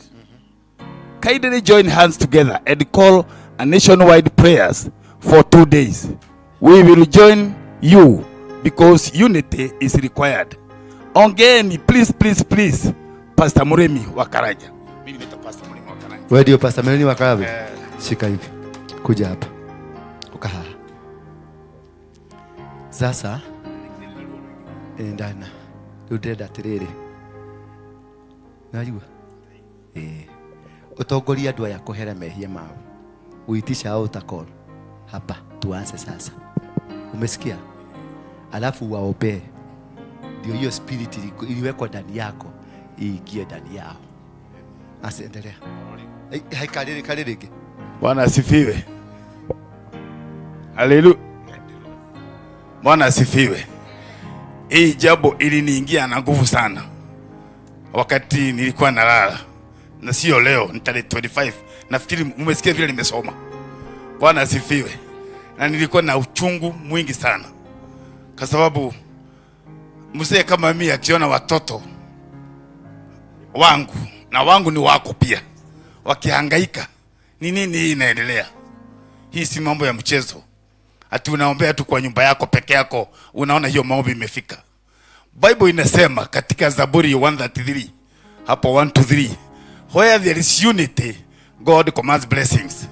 Sasa mimi sina uwezo wa kuita maombi, sina kabisa, lakini nilitoa sauti. Na sasa hiyo sauti, Mungu siko na nimepanga kuja hapa, nimeitwa tu leo tu na nikakuja tu, na nimeshukuru sana vile nimesikia vile Apostle Dora Warigi amesema. Nikiwa pale hata nilikuwa nasikia mguu yangu inatetemeka, na sasa nasikia niko na nguvu kidogo, sababu maombi yangu imejibika. Kwa hivyo maombi ile wewe unaomba usiadharau. Haleluya. Tamuka ukimaanisha. One day, one time itakuja ku happen. Mtoto wako anaweza kuwa na muanze kushika, mimi naongeanga hivyo tu. Mtoto wako anaweza kuwa ni whichever way, tabia yake baya. Wewe omba tu.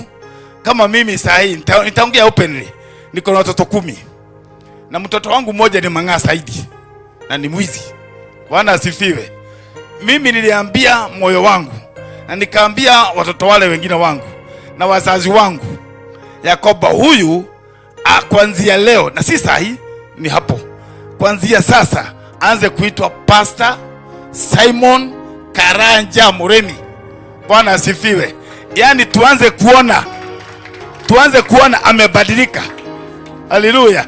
Ndio anatenda baya, lakini wewe aona mtu amefanya nini? Amebadilika. And that's the way hata wewe na mimi. Bwana asifiwe. Hii nchi yetu inaweza kufanya nini? Kubadilika. Na itaanzia na wewe. Haleluya. Wewe ni umoja wa hiyo nchi. Kwa hivyo anzana na wewe. Bwana asifiwe. Joshua 3:5 inasema nini? Joshua akasema, ambia wana wa Israeli wajitakase, maana kesho, haleluya, kesho ya nchi yetu mjue sasa imefika. Yakoba, mambo ya ajabu yatafanyika miongoni mwenu. Si hata wewe tuingie kwa hiyo kikapu. Bwana asifiwe. Na hiyo ni kumaanisha Yakoba, forgive, yani wasamehe. Sema forgiving. Kila mtu aseme forgiving. Na tumeanza tayari forgiving. Ambia mwenzako nimekusamehe. Ambia hata huyo mwingine nimekusamehe. Number 2, sema number 2. Kuforget. Kuforget ni kusahau. Wale wajui Kizungu. Bwana asifiwe. Kana kuli gani roho. Yani Bwana sifiwe. Ukisamehe unafoge, na sasa unatubu. Mambo mangapi? Matatu. Kwa yale unajua na yale ambayo hujui. Sasa ukijiweka huru mbele ya Mwenyezi Mungu, alafu mimi na wewe na ule mwingine tuungane kwa pamoja, haleluya, na tuweke Yesu mbele, atatushindania. Baba, katika jina la Yesu Kristo, ni asante kwa ajili ya wakati huu umetuunganisha mahala hapa. Ni asante kwa kujibu maombi yangu yale ambayo yalikuwa yakinisumbua kwa muda mrefu. Najua Yakoba yule ambaye amesikia hii ombi ama hii sauti, yeyote yako chini ya hii sauti, utamulinda. May your presence be with us all the time. Tukiamuka na hata pia tukienda kanisani, tukienda hata manyumbani, your presence may it be with us all the time. Na sasa tuseme kwa pamoja, tumetubu na tumesahau yale ambayo tulifanya tukijua na tusipojua. Bwana tusamehe. Wewe ni mwingi wa neema. Neema yako iwe pamoja nasi. Utulinde kwa yule muovu, na utupatie chakula ya kila siku. Tupatie amani, tupatie upendo, kwa sababu Yesu Kristo alitoka juu mbinguni akibeba upendo. John 3:16 ndio inasema hivyo. Hilo neno ni langu, hilo neno ni letu, hilo neno ni la nchi yetu. Mungu wetu utusikie. Hatuna Kenya ingine, hatuna nchi ingine. Kenya hii ni yetu na tumeikubatia. Ni asanti, kwa sababu hii itakuwa na furaha, itakuwa na amani. Watu wa nchi ingine watajifundisha kupitia kwetu. Na tunajua Yakoba umesikia maombi yetu, na umesikia Yakoba tumetubu. Wacha iwe ni kwa ukweli ndani ya mioyo yetu, ili tuweze kuona kesho yetu. Na ni katika jina safi ya Yesu Kristo Mwokozi wetu tunapata na kuamini. Amen. Amen. Amen. Thank you.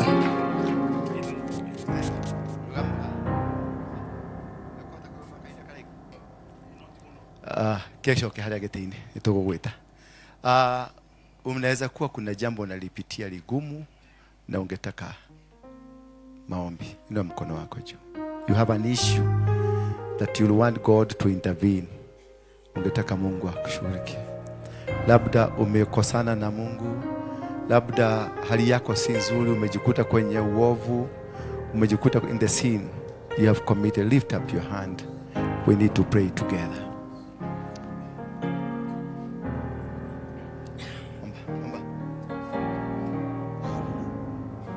In the name of Jesus. Just lift up your hands in the name of Jesus. Tunataka kuamini Bwana pamoja, na kuna kitu Mungu anaenda kutenda.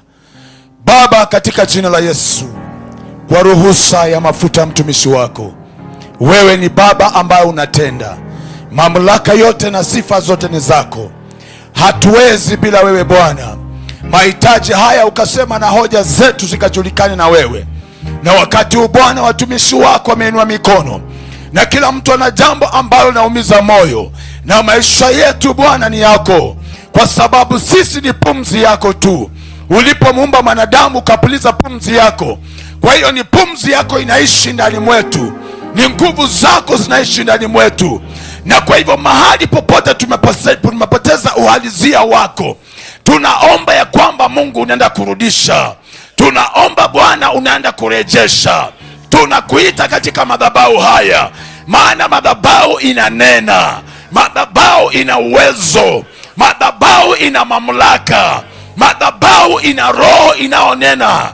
Na roho iliyoko katika madhabahu haya, chini ya kuhani wa madhabahu haya, tunaomba ya kwamba yeyote aliye na hitaji lake anaenda kukutana hitaji hilo, ya kwamba limetimia Bwana, ya kwamba umetenda Mfalme, ukimwondoa adui, ukiondoa vizuizi na machozi yaliyoko ndani ya mioyo, unaenda kuipangusa Bwana. Iwe hitaji la familia, unaenda kukutana nalo. iwe hitaji la watoto shule, unaende kutana nalo, iwe hitaji la makanisa, unaende kutana nalo, iwe hitaji la biashara na kazi, unakutana nalo, iwe hitaji Bwana kutafuta vyeo, unaenda kutenda Bwana, maana haja kila mtu unaijua, na wewe mbingu zako siku zote ziko wazi. Bwana, kutana nayo, maana kwa mlima wa Bwana inapatikana. Na kwa sababu wamekanyaga hapa, na kwa sababu wameinua mikono, na kwa sababu wamekutamani, kwa neema yako Bwana, ninaposhuka mbele zako, naomba ya kwamba unakutana nayo, naomba ya kwamba unatenda Bwana, kwa sababu ya wema wako, na amani yako Bwana ikawe juu yao, kwa sababu umetenda. Ni kwa jina kula Yesu Kristo tumeomba pamoja na kuamini, amen. Thank you. Uko mahali hapa ungetaka kuokoka, inua mkono wako, inua tu mkono wako kama ungetaka kuokoka. Acha kuogopa. Thank you. Asante sana, tumefanya malengo yetu yote. Tuigie kigosho moja ndio muendelee. Sasa chukueni uchukani, pangeni watu venye tumesema, then from there we can do what is necessary for us to do. Amen. Hallelujah. Let's appreciate the man of God.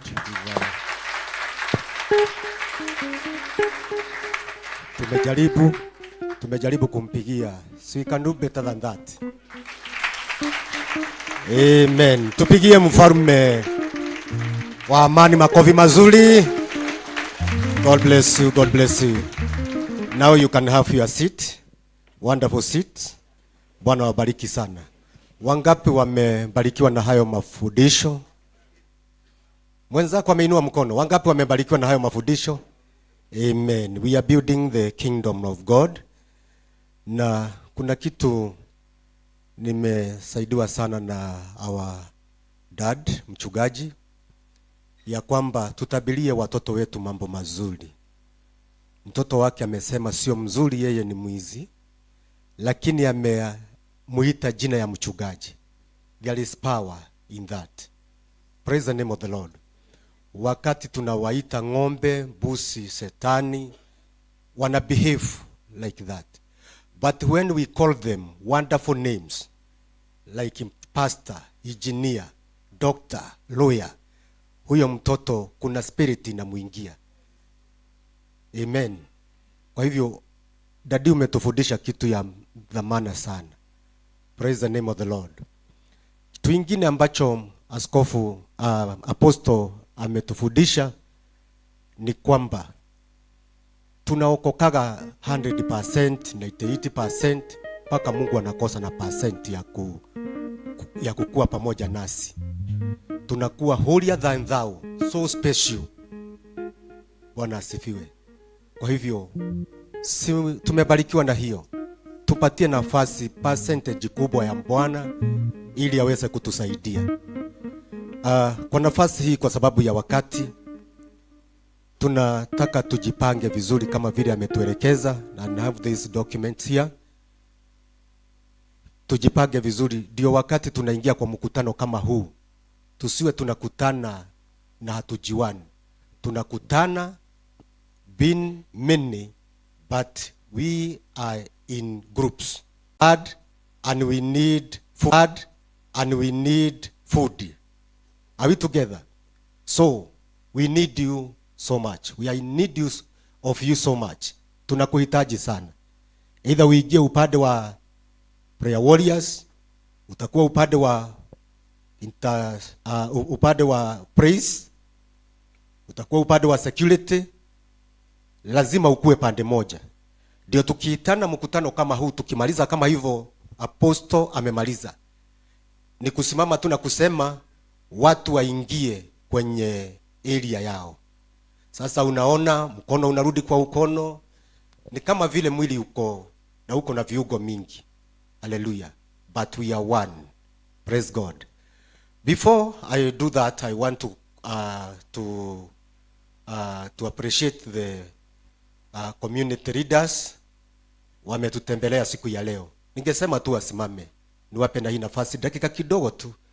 Wale viongozi wametutembelea, simameni kwa wapewe mic, kujeni hapa kidogo.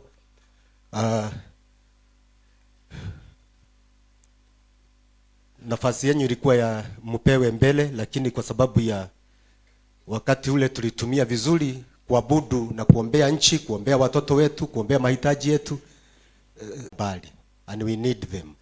Praise God. Taja jina lako na useme umetoka maeneo gani na nafasi yako ni gani. Usiseme sana. Mungu ni mwema na kila wakati. Kwa majina naitwa Lydia Wangeshi, natoka pande ya Ruaraka, Laksama Ward, na ndio tunakuwa komiti ya kuandaa mambo ya mfalme wa amani. It is a foundation. Na sijasikia mkiongelea sana juu tulikuwa tumekuja na watu na tulikuwa tunataka kuhamasisha mambo ya peace. Because kama hatuna amani, hatuna hata nchi. Si ni ukweli? Na ningetaka kuhimiza wamama, nikiwa mama mmoja, one of you, tuhimize mambo ya peace because sisi ndio huwa tunaathirika saa zile hakuna amani. Asanteni sana. Mpigieni makofi mazuri. Unaweza keti ndio tuendelee hivyo. Ufupi, kwa ufupi. Tumsifu Yesu Kristo. Kwa majina naitwa Stella Mbinya, nimetoka Makadara, na yangu ni kuwahimiza tusitoke kwa hii course. We need peace in our country. Amen. God is good. Muna appreciate. God is good. Tumewekea nafasi hiyo. God is good. All the time. And all the time. God is good. Sema hashtag napenda amani. Si ni kweli? Nani apende amani? Si unaona wakati tunaelekea wakati wa uchaguzi. Unapata zaidi hiyo kuna Kimujaluo, sijui kuna Mkikuyu, kuna nani, lakini tukimaliza uchaguzi, jirani yako anakuwa ni yule Mkisii, yule ulikuwa unaona Mjaluo, ndio unaomba chakula, ndio unaomba maji. Si ni kweli? Kwa hivyo tunahitaji hii mfalme wa amani, tukue nayo na tuendelee nayo. Kwa majina naitwa Wangombe, nimetoka upande wa Embakasi East, Embakasi Ward. Mbarikiwe. Amen. Mungu ni mwema na kila wakati. Mungu ni mwema. Hebu angalia mwenzako umwambie kutoka leo wewe ni mfalme wa amani. Kutoka leo wewe ni mfalme wa amani. Sije vizuri. Kutoka leo wewe ni mfalme wa amani. Kutoka leo wewe ni mfalme wa amani. Sisi Kenya yetu tunataka amani. Na ndiposa aposto wetu ametupangia tuanze na hii Nairobi yetu. Si itawezekana? Si unajua Nairobi kukiwaka Kenya yote itawaka moto. Tunataka amani Kenya yetu. Naitwa Njoroge kutoka Roysambu constituency. Asanteni sana na karibuni hapa. Amen. To move pamoja. Thank you. Bwana Yesu asifiwe. Amen. Praise the Lord. Amen. Naitwa Ngatia Ephraim, nimetoka Embakasi North. Hapo ndio niko na nashukuru sana kwa sababu ya hii mwito. Where there is a vision there is provision. Hey. Praise the Lord. Unajua the Bible says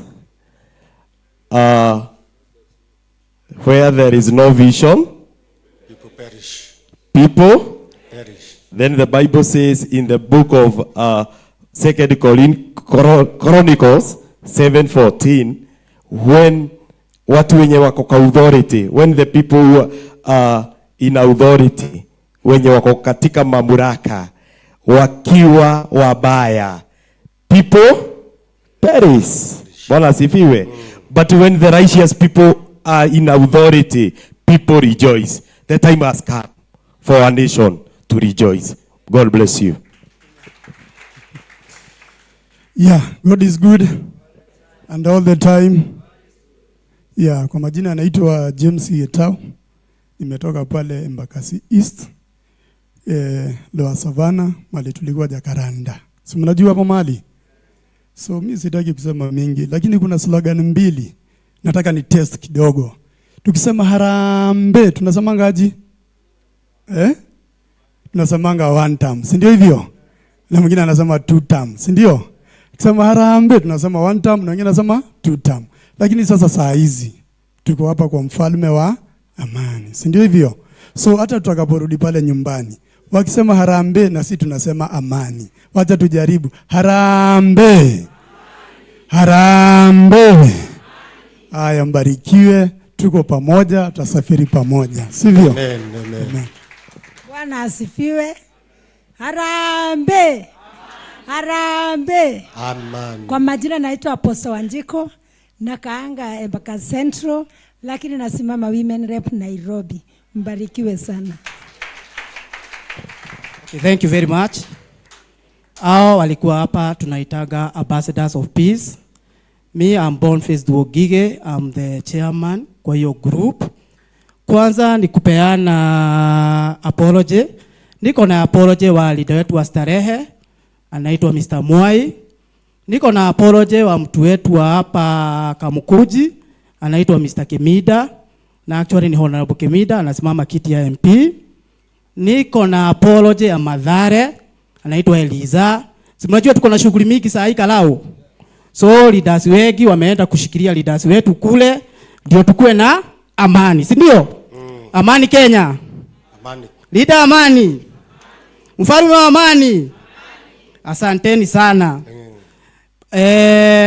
Tuko na apology ya Embakasi South ambaye ni Mwalimu Karano, pia yeye anasimama kiti ya MP huko. Tuko na apology ya Embakasi West kutoka kwa mtu anaitwa Irongo Mwangi, anasimama kiti ya MCA huko. Sijui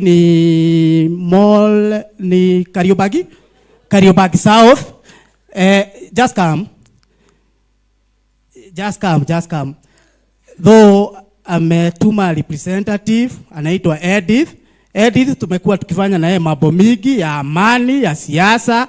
Utawasalamia tu, uwasalamia tu na uwaambie jina yako na utuletee salamu za watu wa Embakasi West. God is good and all the time. Naitwa Edith Mwai.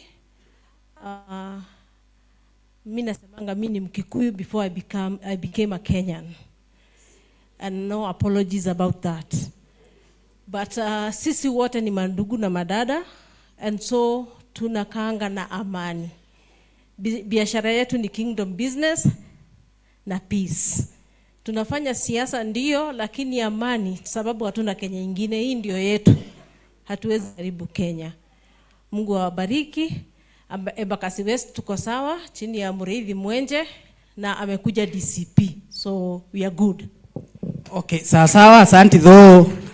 Hatukuwa tuseme maneno ya chama leo, lakini asante tumesikia. Mmesikia mahali mtu yote amesema one time hapa? Leo umesikia kitu kama hiyo? Kwa sababu wakati huu tunaongea maneno ya amani. Niko na apology ya kutoka Kasalani ya msichana wetu ambaye ni Jensi, tunamuitaga Gracela. Wale wamekuwa kuja hapa, umekuwa ukiona msichana mdogo, tumekuwa tukifanya naye kazi hapa. Na kwa hivyo I hope you have accepted those apologies. Na nikitoka mahali natakaga kufunza watu kitu, na uniwe radhi tu kidogo, dakika moja tu. Kwa ufupi sana. Sawa, thanks. Last time niliwafunza pillars of peace. Ambaye niwaambia ni truth, justice, love and freedom. Sidio? Leo nataka tusome kitu tu kidogo ambaye ni maneno ya cues. Ati nini? Cues. Watu wengi mtoto akipita shule mnasemanga, huyu mtoto wako uko na very high IQ, sidio? Lakini kuna other cues ambaye mtu wa binadamu ama mtu wa hapa duniani anafaa kuwa nayo ndio ukamilike zaidi. Ya kwanza ni kitu inaitwa EQ, sidio? Amaje Ochieng? Unajua about EQ? That is what we call emotional quotient. Emotional quotient is ability to respect other people's boundaries, sindio? Then we have got what we call SQ. SQ is ability to network. The ability to do what? Network. Then we have got what we call AQ. AQ, that is what we call adversity quotient, and that is the ability to overcome things whenever you have got any problem. Sasa, lakini sasa mimi nikitaka tukome hapo kwa SQ. SQ ndio itatusaidia ndio tuweze kupanga hiyo maneno ya tarehe 2. Ama namna gani? Mimi nawaambia hapa, approximately we are like 400 men and women, sidio? What if each and every person go askize watu 25? Do you know how many people are they? They are 10,000. Na hiyo tutakonka mji ama tutakonka? Kwa hivyo sisi wote tukue ambassadors of peace, na mimi nitawaacha na baraka ya Mungu. Mungu awabariki, awajalie mahali popote utakanyaga pakuwe na baraka. Asanteni sana. Amen. Apigiwe makofi mazuri. Wacha niwaonyeshe vile makofi inapiga kwa kuja mzee, uwafundishe makofi. Kuja uwafundishe. Nitakushikia. Wafundishe. Nitakushikia ndio waonyeshe. Haya. Mko tayari? Mko tayari? Give them a hand clap. Another one. Another bigger one. 1, 2, 3. Turudie. Haya. Give them a hand clap. Another one. Another bigger one. 1, 2, 3. Simpigie makofi mazuri. Amen. Kwa hivyo kitu moja tumekubaliana mahali hapa. Hatuko hapa kwa sababu ya agenda ya siasa. And we are not here kwa sababu ya a certain party. Hapa tuko na watu wa KANU, tuko na DCP, tuko na UDA. All parties are here. Lakini tunapoingia mahali hapa tunakuja kwa mfalme wa amani, kuweka amani the whole of our nation. Are we together? Kwa sababu ukiwa unafanya biashara ama una drive gari yako ama uko na mali yako una enjoy na hauna amani, hauwezi sikia vizuri kama kuna furugu. Kwa hivyo pate zetu zote tunaziweka pale, tunaingia kwa ajenda moja ya kuweka amani. Tuko pamoja. Uwezi hubiri kukiwa hakuna amani, uwezi hubiri injili. Tuko pamoja. Kwa hivyo tunajua tuna wale ambao wanaomba viti, na mimi niko na pate yangu na wewe uko na yako, but ile maono apostle alikuja nayo ni maono ambayo mimi mwenyewe, and not only me, hata wewe pia haujawahi sikia kiongozi yoyote amesema akusanye all the body na watu wengine ambao hawajaokoka na wengine pia sio wazuri. Mnaona wakati tulienda Jakarta, ile maandamano ilirudi, haikuwa na furugu kama zile zingine. Hata Jakarta yenyewe watu hawakuporwa, watu hawakuibiwa, hawakupigwa. Na hiyo ndio ajenda tulipitia kwa ndege juu.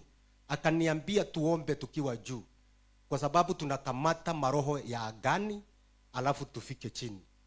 Are we together? Ndio tukuje huku tukanena baraka. Praise the name of the Lord. Kwa hivyo tunaweka amani in all means. Tutafute tuunganishe better when we join our hearts. Tufanye hii kazi kwa pamoja. Na hakuna mtu ambaye tutaata nyuma. Tumeambiwa hakuna, hata kama ni mlevi tunamhitaji. Aweke amani Soweto, Dadora, Mukuru kwa Jenga. Our brothers and sisters are there. Tutaki kusikia mtu duka yake ilifujwa, ama mtu aliibiwa, ama mtu aliuliwa. Hii mambo ya premature death tutaikomesha. Are we together? Sitaki kuongea sana kwa sababu najua masaa yetu imesoga soga. Nitamuita Bwana Sikuku awasalimie. Tumekuwa na yeye na watu wengine 18, sitawaita kwa saa hii, ndio tuweze kupanga hapa. Wasalimie dakika moja. Bwana Yesu asifiwe. God is good and all the time. Hebu angalia jirani yako, muangalie kidogo. Amekasirika? Amefurahi? Msalimie, mwambie umesalimika. Asante sana. Jambo la kwanza nataka nishukuru wale wote tumefanya nao kazi, ambao ni wachungaji ambao tulianza kikosi. Umekuwa watu wa baraka na wanyenyekevu, na pia simama tu, wale nilikuwa nao tulikuwa na wao. Asante sana. Tuko na Bishop Maxwell, tuko na Peter pale, tuko na Luka Reverend, tuko na mtumishi wa Mungu mali ya Mungu Apostle, tuko na Mark ako wapi? Thank you so much. Tuko na Bishop Andrew Ogonda, tuko hapa na Bishop Kaunda ako pale, tuko pale na Kea na Apostle Victor. Yes. So Bwana wabariki sana, mkae chini. Tuko hapa na mtumishi wa Mungu Mkorino. Asante sana. So ninataka niseme ya kwamba leo tumekuja kwa ajili ya kujipanga. Na kujipanga ambako tumekuja kujipanga ni kwa sababu tumekuja Jumapili yetu imekuwa ni Monday ya wachungaji kwa ajili ya kongamano hili, si ndio? Si tumefanya Monday 2-3. So today we are preparing ourselves kwa sababu kila mwanadamu lazima aongozwe na sheria. Si ni ukweli? Pasipo kuongozwa na sheria hawezi kuenda.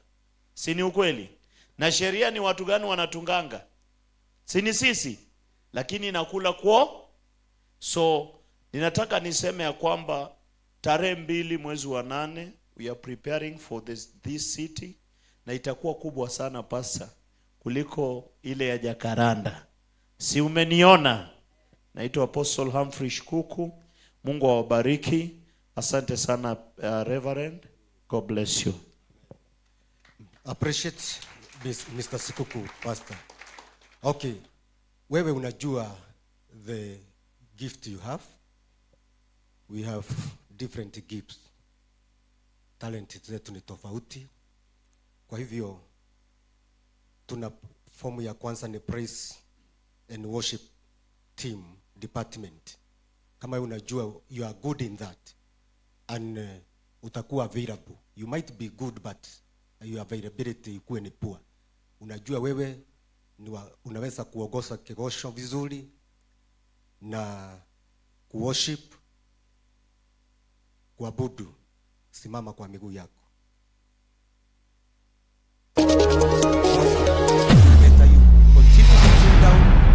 Bethel Clouds TV, empowering lives. Nitapatia nani ataandika hii majina.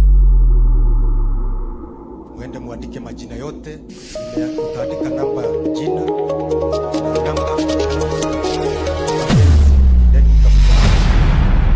Bethel Clouds TV, empowering lives.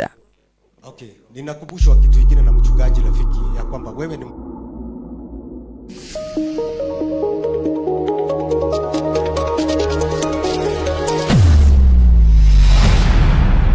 Bethel Clouds TV, empowering lives.